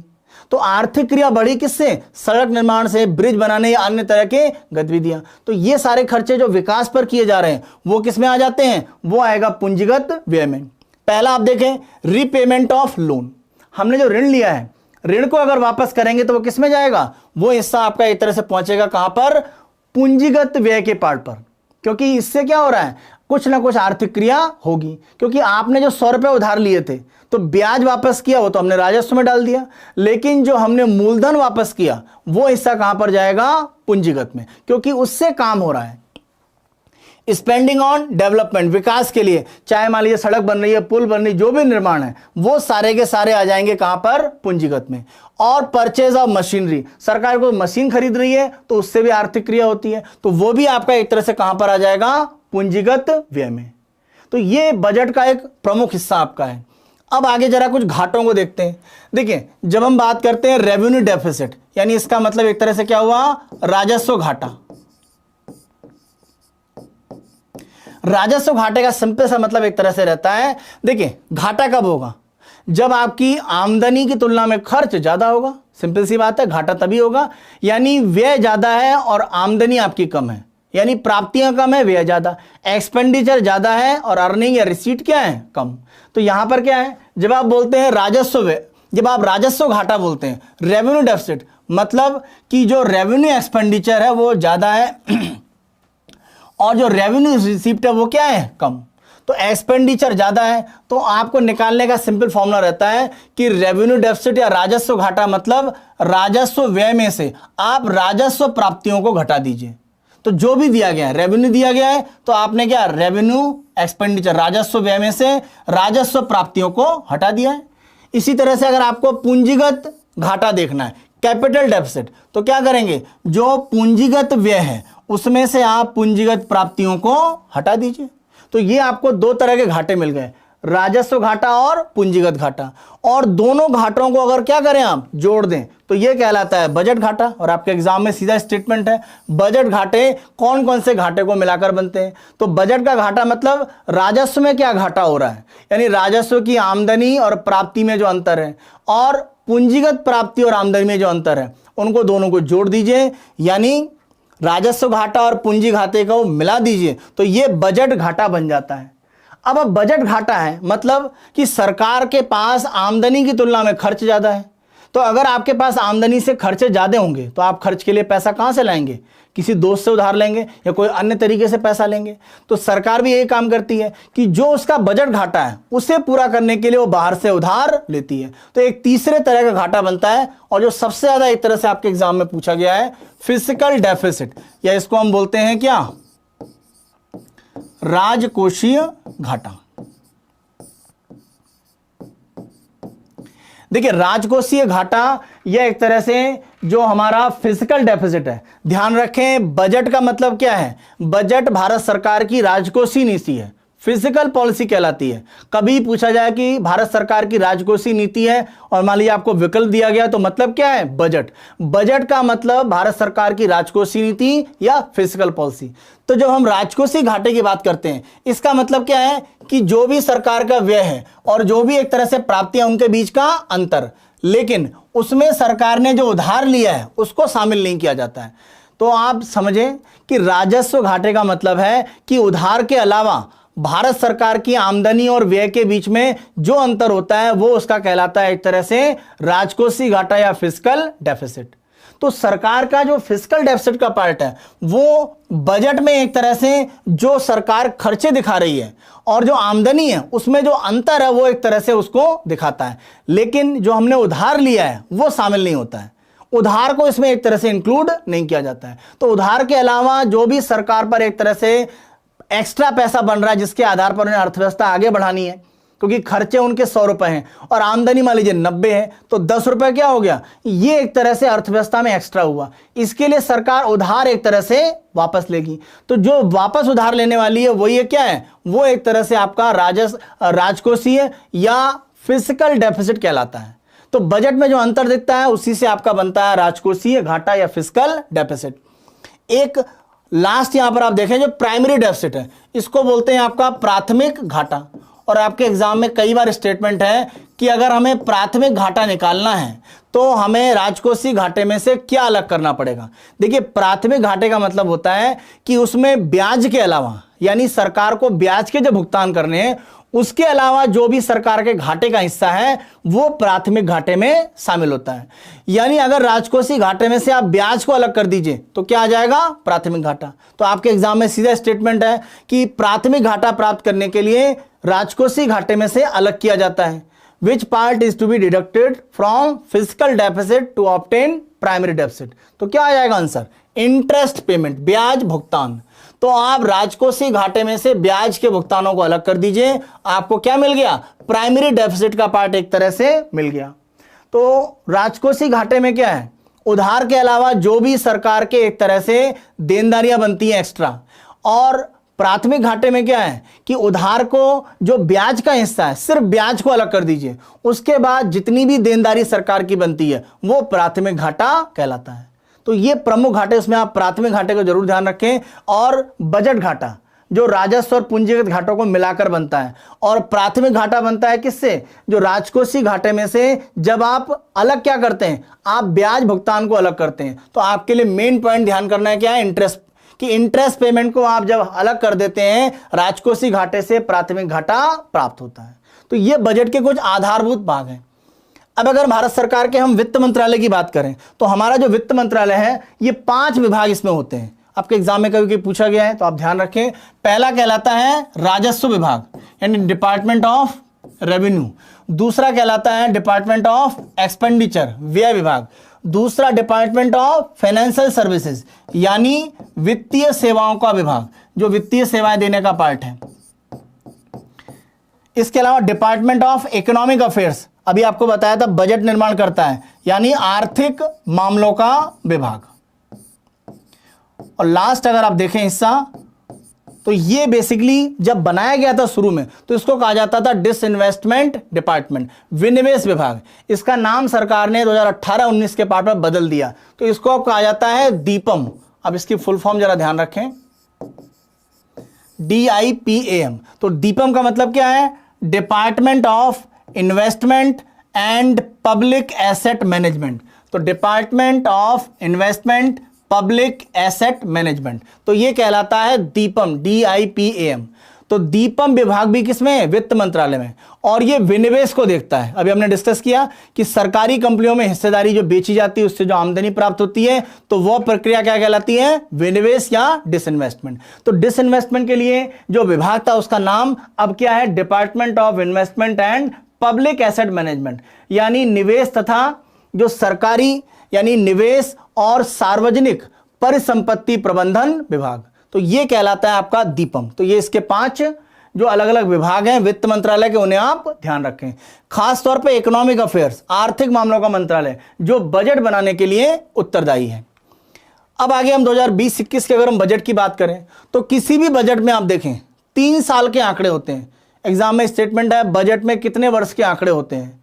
तो जो आने वाला साल है, जैसे आज की डेट की अगर हम बात करें तो आज की डेट में अगर हम आपसे पूछें कि आने वाला वित्तीय वर्ष कौन सा है, तो आने वाला वित्तीय वर्ष क्या होगा, 2021-22।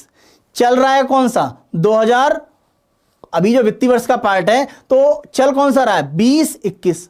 तो 20-21 चल रहा है, 21-22 आने वाला है, और जो लास्ट में खत्म हो चुका है वो कौन सा है, 19-20। तो जब सरकार के द्वारा 1 फरवरी को बजट प्रस्तुत किया जाता है, हमने यहां पर एग्जाम्पल 2020 के लिए लिया है, तो 1 फरवरी 2020 को जब वित्त मंत्री ने बजट प्रस्तुत किया तो उस दिन आने वाला जो वित्तीय वर्ष था वो क्या था, 1 अप्रैल 2020 से 31 मार्च 2021। हम बात कब की कर रहे हैं, 1 फरवरी 2020 की। तो ये जो आपका है इसको कहा जाता है बजट अनुमान। तो ये बजट अनुमान होता है, क्योंकि आने वाले साल के बारे में तो आप सिर्फ अनुमान लगा सकते हैं, तो आने वाले वित्तीय वर्ष के बारे में जो बजट में आंकड़े होते हैं उनको बजट अनुमान या बजट एस्टिमेट कहा जाता है, और ये आने वाले वित्तीय वर्ष का होता है। अगर हम 1 फरवरी 2020 के दिन जब बजट प्रस्तुत किया गया है उस दिन की बात करें। दूसरा आप देखें, दूसरा कहलाता है रिवाइज एस्टिमेट, जिसको हम बोलते हैं संशोधित अनुमान। देखिए, संशोधित अनुमान का मतलब क्या हुआ, जब पिछले साल बजट प्रस्तुत किया गया, आप डेट देखें जरा, पिछले साल जब 1 फरवरी 2019 को बजट आया होगा वैसे जुलाई में प्रस्तुत किया गया था। हम एग्जाम्पल आप देख लें बस कि अगर 1 फरवरी 2019 को बजट प्रस्तुत किया जाएगा तो आने वाला साल उसमें क्या होगा, उस समय क्या होगा, 20 और 21। तो देखिए आने वाला साल जो पार्ट होगा तो सरकार के द्वारा करा क्या जाता है कि जो वित्तीय वर्ष का पार्ट एक तरह से बजट में वर्तमान में हो रहा होता है उसके बारे में एक संशोधन किया जाता है, क्योंकि आने वाले पार्ट पर जो अनुमान है वो आपके अलग लगाए जाते हैं। तो जब हम 1 फरवरी 2019 की बात कर रहे हैं तो वहां पर सरकार ने क्या किया, 2019 और 20, क्योंकि ध्यान रखें बजट पिछले साल कब आया था, 1 फरवरी 2019 को। तो आने वाला साल कौन सा था, 19-20। तो 19-20 के पार्ट पर हमने क्या लगाया, अनुमान। तो अगले साल जब बजट आता है तो जिसका हम अनुमान लगाते हैं उसके अनुमान को हम क्या कर देते हैं, आगे संशोधित। देखिए जब बजट प्रस्तुत किया जाता है जिस साल 1 फरवरी जैसे 2020 में, तो 1 फरवरी 2020 में साल कौन सा चल रहा होता है, वो साल आपका चल रहा है कौन सा, एक तरह से अगर आप देखें तो वित्तीय वर्ष चल रहा होता है जो 19 से लेकर आपका कब आ रहा है, 20। तो 19-20 का वित्तीय वर्ष चल रहा होता है और आने वाले पार्ट पर जो वित्तीय वर्ष है वो हमें देखना होता है। तो आप ध्यान रखें कि 1 अप्रैल 2019 से लेकर 31 मार्च 2020 ये जो वित्तीय वर्ष है वो चल रहा होता है, और आने वाला कौन सा है, 1 अप्रैल 2020 से लेकर 31 मार्च 2021, और जो खत्म हुआ है वो आपका कौन सा है, लास्ट में 18-19। तो 3 साल रहते हैं। तो अगर हम 1 फरवरी 2020 की बात करें तो बजट अनुमान दिया गया किसके लिए, आने वाला साल जो 20-21 था, 1 फरवरी 2020 की बात करें, और संशोधित अनुमान किसका दिया जाएगा, जो वित्तीय वर्ष चल रहा है यानी 19-20 में। अगर आप देखें तो 1 फरवरी 2020 इसके बीच में आ जाता है, तो 19-20 आपका चल रहा है। तो पिछली साल जिसका अनुमान लगाया गया था उसमें कुछ संशोधन किया जाता है, क्योंकि उसका कुछ समय बीत गया होता है, तो उसके अनुमान के आधार पर कुछ परिवर्तन हो जाता है। और अंतिम वास्तविक आंकड़े किसके मिलते हैं, ये जो अंतिम समाप्त वित्तीय वर्ष होता है 18-19। तो आप ध्यान रखें जिस साल बजट आता है आने वाले साल का बजट अनुमान, जो साल चल रहा होता है वित्तीय वर्ष उसका संशोधित अनुमान, और जो लास्ट खत्म हुआ होता है उसका एक तरह से प्रस्तुत किया जाता है, जिसको हम बोलते हैं आपका एक तरह से ये कहलाता है आपका अंतिम आंकड़े। तो अंतिम आंकड़े जो वित्तीय वर्ष समाप्त हो चुका होता है उसके लिए प्रस्तुत किए जाते हैं। यानी जब भी जैसे आप 1 फरवरी 2020 की बात करें तो 1 फरवरी 2020 को जब बजट प्रस्तुत किया गया है उसमें आंकड़े वास्तविक रूप में किसके दिए गए होंगे, 1 अप्रैल 2018 से 31 मार्च 2019 के लिए। तो ये एक तरह से आपका जो आंकड़े का पार्ट है वो दिया गया था। तो बजट का जो आगे का मेन हिस्सा का पार्ट है यानी जो 2020-21 का बजट है उसको हम अगले वाले क्लास में आपका करेंगे, लेकिन क्वेश्चन का पार्ट जो हमने आपसे बात करी थी कि हम क्वेश्चन आंसर डिस्कस करेंगे, तो उन क्वेश्चन पार्ट को एक तरह से आप लोग यहां पर आंसर करें। तो हमने जो मनी बैंकिंग का टॉपिक डिस्कस किया था उसमें लास्ट में क्वेश्चन आंसर का हिस्सा यहां पर हम डिस्कस कर रहे हैं, क्योंकि जो आप टॉपिक पढ़ें उसमें रिविजन भी एक मैंडेटरी पार्ट है। तो जब तक आप रिवाइज नहीं कर पाएंगे, आप रिकॉल ना करेंगे कि जो भी आप पढ़ रहे हैं आप क्वेश्चन आंसर के फॉर्म में उसको आंसर कर पा रहे हैं या नहीं कर पा रहे हैं। तो हम मनी बैंकिंग के पहले क्वेश्चन पर आते हैं और आपके पास 10 सेकंड का समय रहेगा, जल्दी से आप कमेंट बॉक्स में आंसर करेंगे। RBI was established on the recommendation of which committee, यानी किस समिति की सिफारिश के आधार पर आरबीआई की स्थापना की गई। कमेंट बॉक्स में आप लोग आंसर कीजिए। कमेंट बॉक्स में आप लोगों के आंसर जल्दी से आए तो मैं आगे आंसर बताकर फिर आगे चलते हैं। आरबीआई की स्थापना किस समिति से, हिल्टन यंग कमेटी। तो आंसर आपका क्या है, सी, हिल्टन यंग कमेटी की सिफारिश के आधार पर।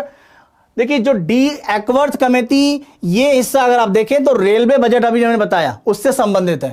तो हिल्टन यंग समिति की सिफारिश के आधार पर आरबीआई की स्थापना की गई थी 1 अप्रैल 1935 को। आंसर क्या आपका, सी।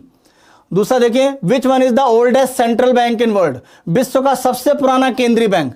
ये इंग्लैंड का केंद्रीय बैंक है, ये अमेरिका का है, और ये स्वीडन के पार्ट पर ये भारत का है। तो सबसे पुराना कौन सा है, आंसर आप बताइए।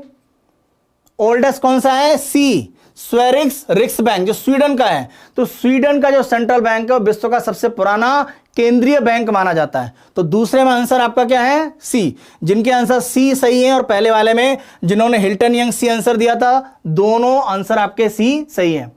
अभिषेक, मंजीत आपके आंसर सही है, विहान आपका आंसर सी सही है। काफी लोग ये आंसर आपके सही दिए हैं।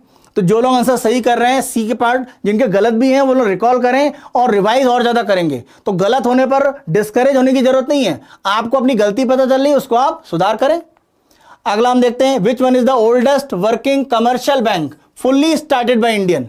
देखिए, आज भी काम करने वाला भारत का सबसे पुराना व्यापारिक बैंक जो आज भी काम कर रहा है, आप वर्ड ध्यान दीजिए, ये नहीं पूछा जा रहा सबसे पुराना, ये पूछा जा रहा है कि सबसे पुराना बैंक जो आज भी काम कर रहा है और पूर्णतः भारतीयों द्वारा स्थापित है। तो जब हम बात करते हैं कि भारतीयों द्वारा स्थापित सबसे पुराना बैंक, तो हमारा आंसर क्या हो जाता है? Awadh commercial bank. लेकिन अवध कमर्शियल बैंक तो बंद हो गया था 1952 के आसपास, हमने डिस्कस किया था। तो आंसर यहां बताइए, आज भी काम करने वाला सबसे पुराना बैंक, इन चारों में आंसर आप बताइए। अभिनव झा आपका आंसर सही है। जिन्होंने ए आंसर किया है आपका पीएनबी, पीएनबी सबसे पुराने पार्ट पर है। तो इसी के साथ साथ उदित का आंसर भी सही है, सत्येंद्र, आशीष, विवेक, लगभग सभी लोगों का आंसर ये आ रहा है, बिल्कुल सही आंसर है। अवध कमर्शियल बैंक कब होगा? जब ये पूछा जाए क्या कि which one is the oldest. मान लीजिए वर्किंग को हटा देते हैं, अगर वर्किंग ना लिखा होता कि कार्यरत, ये कि आज भी काम करने वाला ना लिखा होता कि सबसे पुराना व्यापारिक बैंक जो भारतीयों द्वारा शुरू किया गया, तब आंसर हो जाता अवध कमर्शियल बैंक। तो दोनों में अंतर है, आप ध्यान रखें। Which bank was establish with the nationalisation of imperial bank of India. बहुत आसान क्वेश्चन है। इंपीरियल बैंक ऑफ इंडिया के राष्ट्रीयकरण से कौन सी सरकारी बैंक बनी? आज के समय में भारत का सबसे बड़ा वो बैंक है। जल्दी से आंसर आप लोग बताइए।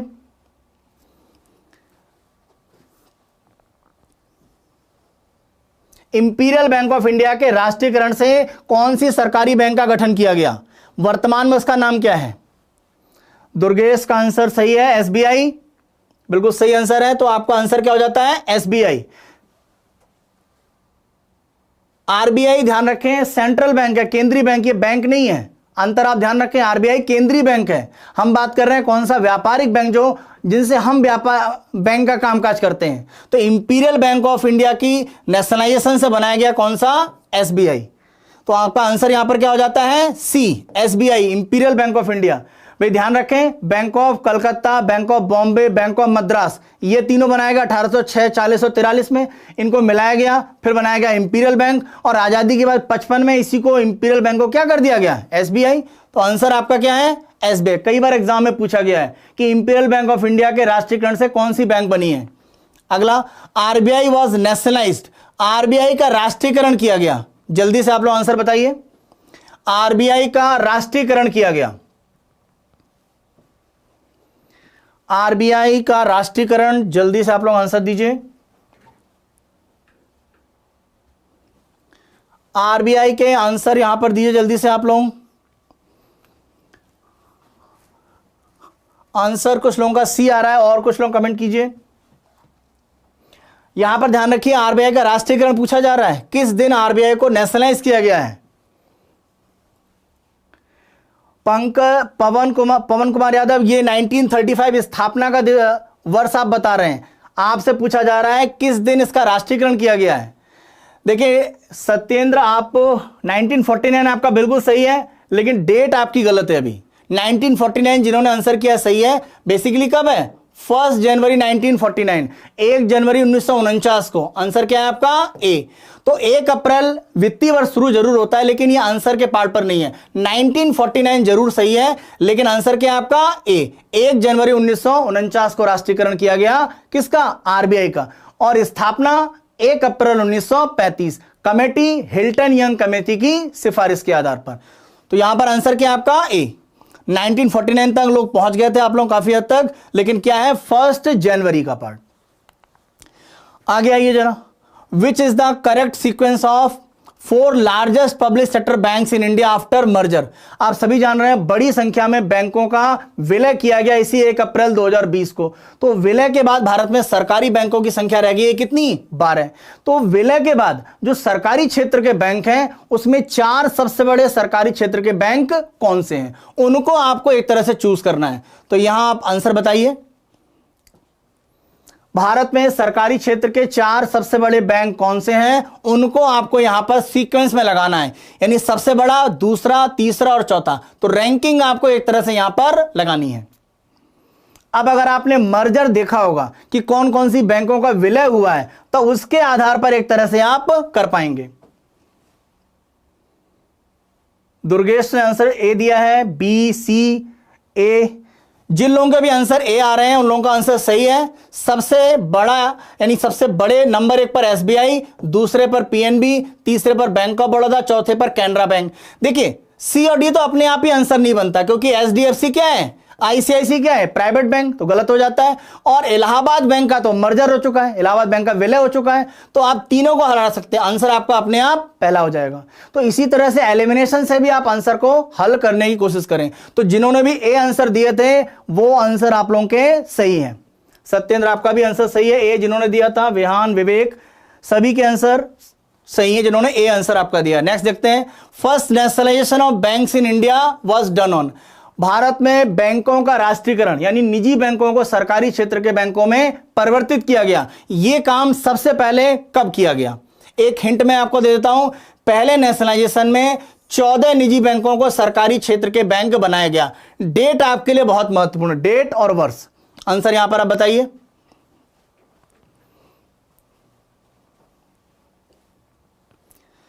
पहला राष्ट्रीयकरण कब किया गया है? डेट और ईयर के साथ में आपको एक तरह से आंसर करना है।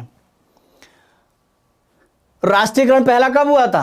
पहला राष्ट्रीयकरण का जो वर्ष आपका वो आंसर आ रहा है लोगों का सी। देखिए 19 जुलाई तो सभी में दिया हुआ है, तो ये तो फिक्स है कि 19 जुलाई तो आंसर में होगा ही। आपको साल एक तरह से चूज करना है, वही यहां पर एक आंसर में आपका मेन योगदान करेगा। तो अभिषेक यादव का बिल्कुल आंसर, नीरज का भी सही है, और 1969 जो लोग लिख रहे हैं उनका सही आंसर का पार्ट है, लेकिन सही आंसर क्या है आपका? ए। तो यहां पर विहान का भी आंसर सही है। 19 जुलाई अभिषेक, शिवांगी, माही, जिनका भी आंसर ए है सबका सही है। 19 जुलाई 1969 ये भारत में पहला राष्ट्रीयकरण का, जब 14 बैंकों को सरकारी क्षेत्र के बैंक बदला गया। तो वर्ष आपको जरूर ध्यान रखना है, डेट तो मैंने इसीलिए सबको बराबर दिया हुआ था। अगले में दूसरा राष्ट्रीयकरण बताइए। Second nationalisation of banks in India was done. Bharat में बैंकों का दूसरा राष्ट्रीयकरण कब किया गया? जल्दी से आंसर कीजिए। डेट के लिए आप देखें, डेट और ईयर दोनों आपको पता होने चाहिए, जब आपके आंसर सही से आएंगे। भारत में बैंकों का दूसरा राष्ट्रीयकरण कब किया गया? हिंट आ देता हूं, जहां पर 6 बैंकों का विलय किया गया था, आपका किसमें बना दिया गया था? उन्हें सरकारी क्षेत्र के बैंकों में परिवर्तित किया गया था। दूसरे राष्ट्रीयकरण के लिए डेट बताइए, डेट और ईयर। ए, बी, सी, डी में चारों में आंसर बताइए आप लोग जल्दी से।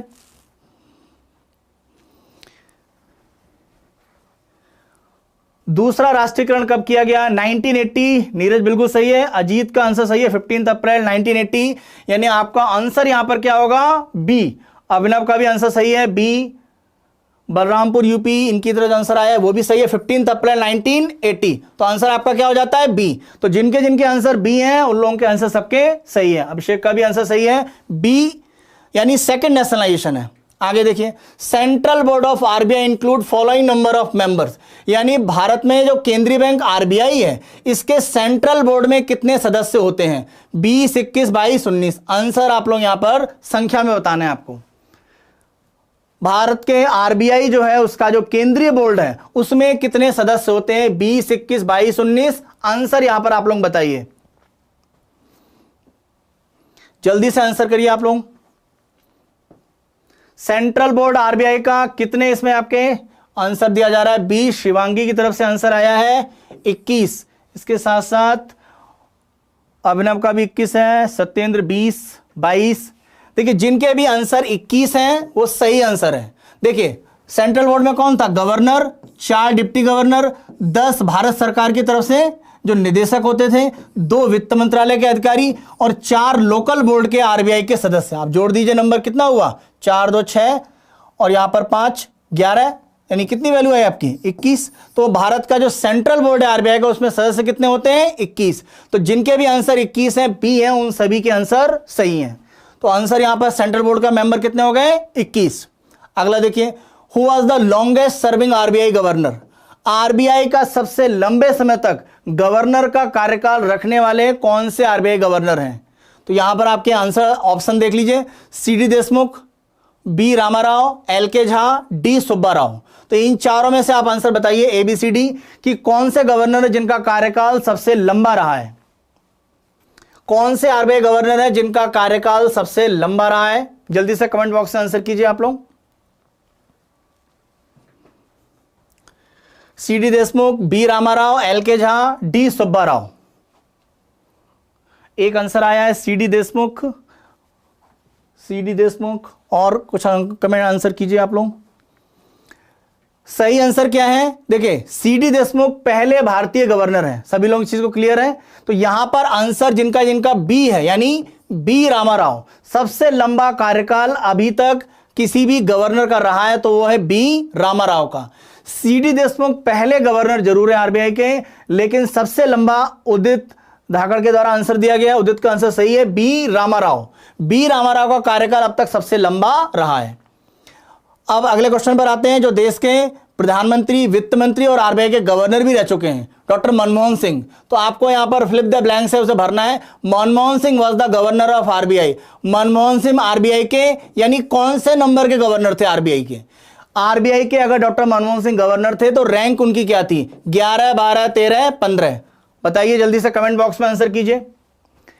सबसे जो हमारे कह सकते हैं वित्त मंत्री और प्रधानमंत्री के रूप में अगर आप देखें 10 साल का कार्यकाल है। भारत में आर्थिक रूप में जो लिबरलाइजेशन है, उदारीकरण 1991 में शुरू करने का श्रेय दिया जाता है, और उसके पहले आरबीआई के गवर्नर भी रह चुके हैं। तो यहां पर आप बताइए क्रम में कि मनमोहन सिंह का क्रम कौन सा था? कुछ लोगों के आंसर आ रहे हैं 12, किसी का सी आया है। राइट आंसर जैसे आएगा वैसे मैं आंसर आपको क्लियर कर दूंगा। अभी सही आंसर नहीं पहुंचा है किसी का। यहां पर करेक्ट आंसर कौन सा है? 15वें गवर्नर थे आरबीआई के। मनमोहन सिंह 15वें गवर्नर है आरबीआई के। तो ध्यान रखें 15 नंबर पर वर्तमान गवर्नर शक्तिकांत दास, उनकी रैंक क्या है? उनकी रैंक कितनी है? 25वें गवर्नर है। तो 15वें गवर्नर थे मनमोहन सिंह। अगला देखिए, which one is the incorrect statement? चारों में से कौन सा गलत यहां पर स्टेटमेंट है वो आपको बताना है। फिर से सुन लीजिए, आपको गलत स्टेटमेंट पूछा गया, इनकरेक्ट कौन सा है? चारों हम देखते हैं। पहला कि आरबीआई भारत में सभी प्रकार के करेंसी नोट को जारी करता है 1 रुपए को छोड़कर। दूसरा, सभी करेंसी नोट पर आरबीआई गवर्नर के हस्ताक्षर होते हैं। देखिए पहला आपका ऑप्शन क्या है? आरबीआई सभी प्रकार के करेंसी नोट जारी करता है 1 रुपए के नोट को छोड़कर, यानी एक को छोड़ दें तो सारे करेंसी नोट आरबीआई जारी करता है, पहला पॉइंट। दूसरा, सभी करेंसी नोट पर आरबीआई गवर्नर के हस्ताक्षर होते हैं। दूसरा, करेंसी नोट पर 17 भाषाएं होती हैं।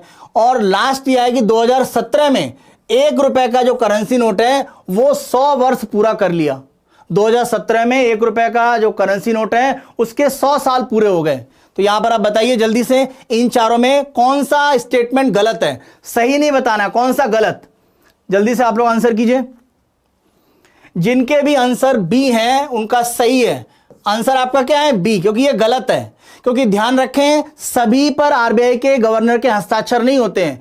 1 रुपए का नोट कौन जारी करता है? भारत सरकार की तरफ से वित्त मंत्रालय। तो 1 रुपए के नोट पर भारत के वित्त सचिव के हस्ताक्षर होते हैं। तो इसीलिए बी स्टेटमेंट गलत हो जाता है। ए, सी, डी तीनों सही है। तो आंसर आपका क्या है यहां पर? बी। तो जिनके जिनके आंसर बी हैं वो सभी के आंसर सही हैं। वो अभिषेक, बलरामपुर, माही, इसके अलावा और लोग जिन्होंने बी आंसर दिए सभी के आंसर सही हैं। अगला देखें, 1 रुपी करेंसी नोट है सिग्नेचर ऑफ। 1 रुपए के करेंसी नोट पर हस्ताक्षर होते हैं। अभी भी मैंने आपको आंसर बता भी दिया है, तो जल्दी से आंसर कीजिए। 1 रुपए के करेंसी नोट पर हस्ताक्षर होते हैं किसके? आरबीआई गवर्नर के तो नहीं होते हैं। तो यहां पर हस्ताक्षर किसके होते हैं? बिल्कुल सही आंसर किया है किसी ने, पुनीत ने। तो आंसर यहां पर आपका सही है। और बी आंसर किया है साथ में अभिनव झा का आंसर सही है। दुर्गेश बिल्कुल सही आंसर। नीरज, सभी के आंसर लगभग यानी सबको क्लियर है। Finance secretary of India, Bharat के वित्त सचिव। तो भारत के वित्त सचिव के हस्ताक्षर होंगे 1 रुपए के करेंसी नोट पर। अगला देखिए, RBI release currency in India under which system? RBI Bharat में मुद्रा किस पद्धति में जारी करती है? मिनिमम रिजर्व सिस्टम, न्यूनतम आरक्षी व्यवस्था, मिनिमम बैलेंस सिस्टम, न्यूनतम जमा व्यवस्था, मिनिमम गोल्ड बैलेंस सिस्टम, न्यूनतम स्वर्ण जमा व्यवस्था, या मार्जिनल स्टैंडिंग फैसिलिटी, सीमांत स्थायी व्यवस्था? आंसर कीजिए जल्दी से, किस व्यवस्था में आरबीआई मुद्रा जारी करती है? वैसे आप ध्यान रखें, इस पद्धति में क्या होता है? 200 करोड़ रुपए का रिजर्व, जिसमें 115 करोड़ का क्या होता है? गोल्ड, और बचा हुआ 85 करोड़ का विदेशी मुद्रा एक तरह से रहती है। तो पद्धति का नाम जल्दी से आप लोग कमेंट बॉक्स में बताइए। जिनों के भी आंसर ए है बिल्कुल सही है। मिनिमम रिजर्व सिस्टम, न्यूनतम आरक्षी व्यवस्था के अंतर्गत आरबीआई के द्वारा करेंसी जारी की जाती है। सभी की जिनके जिनके ए है, विवेक का ऊपर, शनवीर, विहान, सभी के आंसर जिनके ए है बिल्कुल सही आंसर है मिनिमम रिजर्व सिस्टम। अगला देखें, under which act RBI regulate foreign currency exchange in India. विदेशी मुद्रा का जो लेन देन होता है आरबीआई किसके अंतर्गत करती है? ऑप्शन दिया गया फेरा, फेमा, दोनों या कोई नहीं। तो कौन सा कानून है जिसमें विदेशी मुद्रा का लेन देन आरबीआई के द्वारा किया जाता है? कमेंट बॉक्स में जल्दी से आंसर कीजिए आप लोग। तो यहां पर आपका आंसर क्या हो जाता है? ध्यान रखें, फेरा पुराना कानून है, नया कानून क्या है? FEMA, foreign exchange management act. तो आंसर है आपका क्या? बी।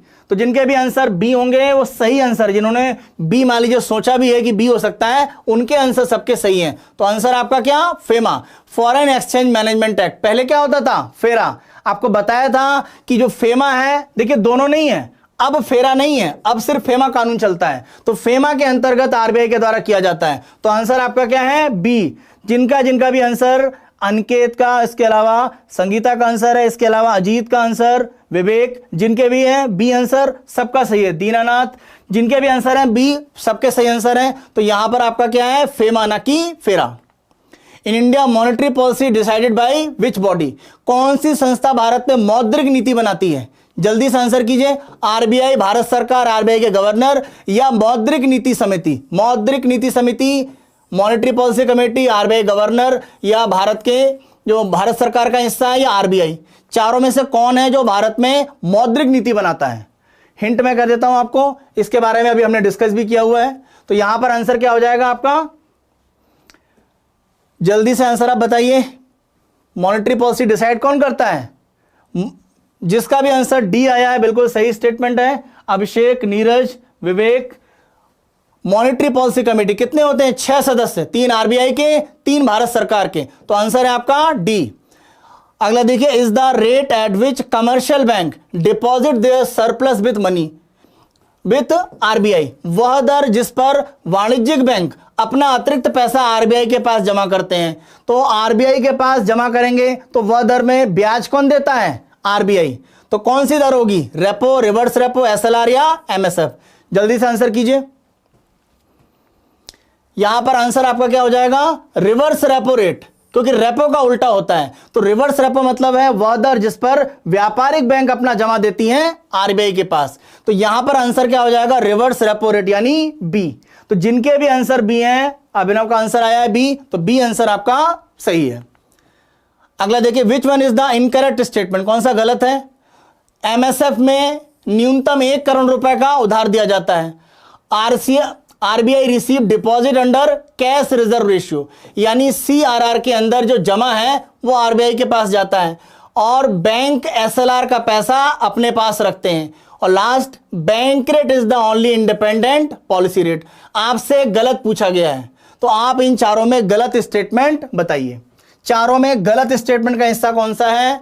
एमएसएफ में 1 करोड़ कम से कम का लोन, या आरबीआई सीआरआर का पैसा रखता है, एसएलआर का पैसा बैंक रखते हैं, और लास्ट है कि इंडिपेंडेंट स्वतंत्र पॉलिसी दर कौन सी है? Bank rate. तो यहां पर आंसर आप जल्दी से बताइए, ये मॉनेटरी पॉलिसी के साथ में जुड़ा हुआ है। तो यहां पर आपका आंसर क्या हो जाएगा? आंसर यहां पर आपका है डी। विवेक का आंसर सही है, अभिषेक का भी सही आंसर है, डी सही है, क्योंकि इंडिपेंडेंट पॉलिसी रेट एक ही है। कौन सी? Repo rate. अगला देखते हैं, if there is inflation in India then to control it which is not the correct step. अगर भारत में एक तरह से क्या मुद्रास्फीति है, तो उसको एक तरह से नियंत्रित करने के लिए क्या उपाय नहीं होना चाहिए? जल्दी से आंसर आप बताइए। रेपो रेट को बढ़ाएंगे, रेपो जो दर है उसको घटाएंगे, रिवर्स रेपो को बढ़ाएंगे, या बैंक दर को बढ़ाएंगे?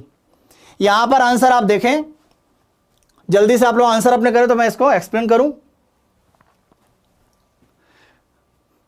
देखिए, जब यहां के पार्ट पर आप देखें कि इन्फ्लेशन का मतलब क्या है, इन्फ्लेशन जो लोग समझ रहे होंगे वो आंसर कर पाएंगे। इन्फ्लेशन या मुद्रास्फीति का मतलब एक तरह से रहता है कि बाजार में पैसे की कमी है या अधिकता। आंसर कुछ आ रहे हैं, नीरज का आंसर आया है ए, इसके अलावा आंसर सबके लगभग ए आ रहे हैं। अनिकेत ने आंसर सी किया है, ए, मैक्सिमम लोग ए दे रहे हैं। देखिए, इन्फ्लेशन या मुद्रास्फीति का मतलब क्या होता है? बाजार में पैसा क्या है? ज्यादा। तो आपको मैंने बताया हुआ था जिनके भी आंसर बी हैं उनका आंसर सही है। जिन्होंने बी दिया है, दीनानाथ ने दिया है, इसके अलावा दीनानाथ का आंसर बी है, मंजीत अनिकेत ने भी दिया है। देखिए, मुद्रास्फीति में अधिकता होता है, पैसा ज्यादा होता है, जैसा दुर्गेश बोल रहे हैं। तो पैसा अगर ज्यादा है इसका मतलब आसानी से आप पैसा प्राप्त कर रहे हैं, ब्याज क्या है? कम। तो पैसा बाजार में ज्यादा है तो मुद्रास्फीति है, यही तो मतलब था भाई। सामान कम है और उसकी तुलना में पैसा ज्यादा है तो क्या होगा? दाम बढ़ेगा, क्योंकि जिसके पास पैसा होगा वो ज्यादा पैसा देके कम सामान जो बाजार में उसको खरीदेगा। तो बाजार से पैसा हटाना ये जरूरी है। और पैसा हटाने के लिए आपको क्या करना पड़ेगा? पैसा अगर आपको हटाना है तो सिंपल सा तरीका है, ब्याज दरों को एक तरह से आप क्या करिए कि आप ब्याज दरों को क्या करें? बढ़ा दें।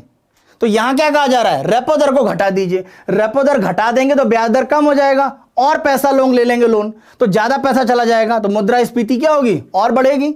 तो इसीलिए यहां पर गलत क्या है? बी। तो अगर मान लीजिए कभी यह पूछा जाए कि इन्फ्लेशन के लिए सही तरीका क्या है, तो रेपो दर को बढ़ाइए, रिवर्स रेपो को बढ़ाइए, बैंक रेट को बढ़ाइए, एमएसएफ को बढ़ाइए। तो मुद्रास्फीति में पैसा घटाना है, दरों को बढ़ा दीजिए। उल्टा अगर मान लीजिए, यानी आंसर आपका क्या है? पी। जैसे उल्टा मैंने पूछा है, अगर डिफ्लेशन है, यानी अगर भारत में, देखिए यहां मुद्रास्फीति प्रिंट हो गया है, इसको एक तरह से आप स्फीति कर दीजिए। ये इन्फ्लेशन नहीं है, ये यहां पर क्या है? मुद्रास्फीति नहीं, अपस्फीति है। तो अगर डिफ्लेशन है यानी बाजार में दाम घट रहे हैं, तो अगर बाजार में दाम घट रहे हैं तो कौन सा उपाय सही होगा? बाजार में दाम घट रहे हैं इसका मतलब सामान क्या है? बहुत ज्यादा, खरीदारी नहीं है। तो बाजार में खरीदार नहीं है मतलब पैसा कम है, तो पैसा बढ़ाने की जरूरत है। अब आंसर आप करिए, जल्दी से आप लोग बताइए। अगर बाजार में दाम घट रहे हैं यानी डिफ्लेशन है तो बाजार में पैसा नहीं है। जब बाजार में पैसा नहीं है इसका मतलब हमें पैसा बढ़ाने के लिए दरों को क्या करना पड़ेगा? कम करना पड़ेगा। तो सीधा आंसर हो जाएगा कि रेपो रेट को आप क्या करेंगे? घटाएंगे। जो अभी हमने डिस्कस किया, रेपो दर घटाएंगे तो बाजार में ब्याज दर कम होगी, पैसा आसानी से जाएगा और जो अपस्फीति या डिफ्लेशन है वो थोड़ी सी कंट्रोल होगी। तो यहां पर आंसर क्या हो जाएगा आपका? बी। अगला आप देखिए, which committee is related to payment bank? भुगतान बैंक से कौन सी समिति संबंधित है? जल्दी से आंसर कीजिए आप लोग इसका। उषा थोराट कमेटी है, नचिकेत मोर, विवेक देबरॉय या विजय केलकर कमेटी? पेमेंट बैंक से कौन सी कमेटी संबंधित है? जल्दी से आंसर कीजिए। पेमेंट बैंक से नचिकेत मोर, जिनका आंसर बी आ रहा है, सही है। अनिकेत का है, पुनीत का है, उसके अलावा अंकित, इसके अलावा रजनी का आंसर है। बिल्कुल सभी के जिनके आंसर बी है बिल्कुल सही है। नचिकेत मोर कमेटी की सिफारिश के आधार पर आपका पेमेंट बैंक का या भुगतान बैंक उनका गठन किया गया। कितने लाइसेंस है पेमेंट बैंक के? यहां पर 10, पेमेंट बैंक के लाइसेंस कितने हैं? 11। 10 किसके हैं? स्मॉल फाइनेंस बैंक, ध्यान रखें। भुगतान बैंक कितने लाइसेंस है? 11। 9 प्राइवेट और 2 सरकारी। अगले में देखिए, कौन सी कमेटी लघु वित्तीय बैंक, स्मॉल फाइनेंस बैंक से संबंधित है? सेम आपके ऑप्शन है, जल्दी से आंसर कीजिए। दोनों कमेटी आपको मैंने बताई हैं। लघु वित्तीय बैंक से कौन सी संबंधित है? जल्दी से आंसर कीजिए। लघु वित्तीय बैंक से कमेटी आपकी समिति है, कौन सी कमेटी रिलेटेड है? ठीक है, बिल्कुल जिन्होंने आंसर ए किया है, ए आंसर यहां पर, यानी आपका उषा थोराट कमेटी, बिल्कुल सही आंसर है। जिनके जिनके आंसर ए हैं या इन्होंने ए सोचा हुआ है, जैसे आर्यन का आंसर आया हुआ है, अभिषेक का है, विवेक का है, इसके अलावा आंसर शानवीर ने दिया है, जिनके भी ए हैं सबके आंसर सही हैं। तो यहां पर आपका उषा थोराट कमेटी। अगला देखिए, इसमें से कौन सी पेमेंट बैंक नहीं है? कौन सा पेमेंट बैंक या भुगतान बैंक नहीं है? इंडिया पोस्ट, एनएसडीएल, पेटीएम और आइडिया। फास्ट आंसर कीजिए इसका, बहुत आसान आंसर है। जल्दी से बताइए कौन सा भुगतान बैंक नहीं है? 11 लाइसेंस दिए गए थे, इसमें से कौन सा है जो भुगतान बैंक नहीं है? शिवम का आंसर आया डी, बिल्कुल सही आंसर है। आइडिया, आइडिया कंपनी को कोई लाइसेंस नहीं है। यह अलग बात है कि आइडिया चलाने वाले आदित्य बिरला समूह को लाइसेंस जरूर दिया गया है, लेकिन आइडिया को नहीं दिया गया। तो आंसर आपका क्या है? डी। जिनके भी आंसर डी हैं सबके सही है, विवेक। नेक्स्ट हम देखते हैं, आरआरबी में भारत सरकार का हिस्सा कितना होता है? आरआरबी में यानी क्षेत्रीय ग्रामीण बैंकों में भारत सरकार का हिस्सा कितना होगा? 50%, 15% या 35 या 40%? जल्दी से आंसर कीजिए। आरआरबी में भारत सरकार का हिस्सा कितना होगा? हिंट मैं दे देता हूं, डी आंसर आ रहा है कुछ लोगों का, जल्दी से बताइए आंसर। यहां पर आरआरबी में भारत सरकार का हिस्सा कितना होगा? अभी सही आंसर नहीं आया इसमें। आरबीआई आरआरबी की बात करें क्षेत्रीय ग्रामीण बैंक में, सत्येंद्र तिवारी ने बिल्कुल सही आंसर दिया है, 50%, ए आंसर होगा। 50% केंद्र सरकार का, 15% जिस राज्य में स्थापित होता है और 35% जो सरकारी बैंक चलाएगा उसमें आरआरबी का हिस्सा हो जाता है। तो 50, 15, 35 आप ध्यान रखें। आर्यन का भी आंसर आपका सही है, जिन्होंने आंसर दिया है ए। जो 50% या ए सोच रहे थे सबके आंसर सही हैं। अभिनव का भी आंसर सही है। चलिए नेक्स्ट पर आते हैं। आरआरबी का नियंत्रण किसके द्वारा किया जाता है? कौन सी संस्था आरबीआई को सुपरवाइज करती है? पहला देखिए, NABARD, national agriculture, national bank for agriculture and rural development, या आरबीआई, सेबी, सिडबी। नाम से आप बिल्कुल समझ जा रहे होंगे क्योंकि आरआरबी क्या है? ग्रामीण क्षेत्र का है, और यहां पर भी देखिए रूरल या ग्रामीण आ गया है। तो आंसर आपका यहां पर क्या दिख रहा है साफ साफ? नाबार्ड। तो नाबार्ड की स्थापना ध्यान रखें 1982 के पार्ट पर। तो आरआरबी का जो सुपरविजन है वो आरबीआई नहीं करता है, कौन करता है? नाबार्ड। तो जो भी आंसर ए के पार्ट पर आ रहे थे उन लोगों का आंसर सही है। RRB are established on the recommendation of which committee? कौन सी समिति के सिफारिश के आधार पर आरआरबी की स्थापना की गई? क्षेत्रीय ग्रामीण बैंक कौन सी समिति पर आधारित है?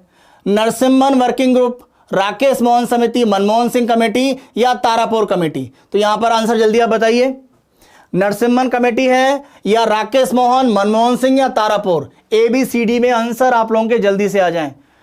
दीनानाथ, रजनी, बलरामपुर, विजय, नहीं विजय डी आपने दिया है, डी आंसर नहीं है। मंजीत ए दिया है, शिवांगी ए। जिनके जिनके आंसर ए है बिल्कुल सही आंसर है।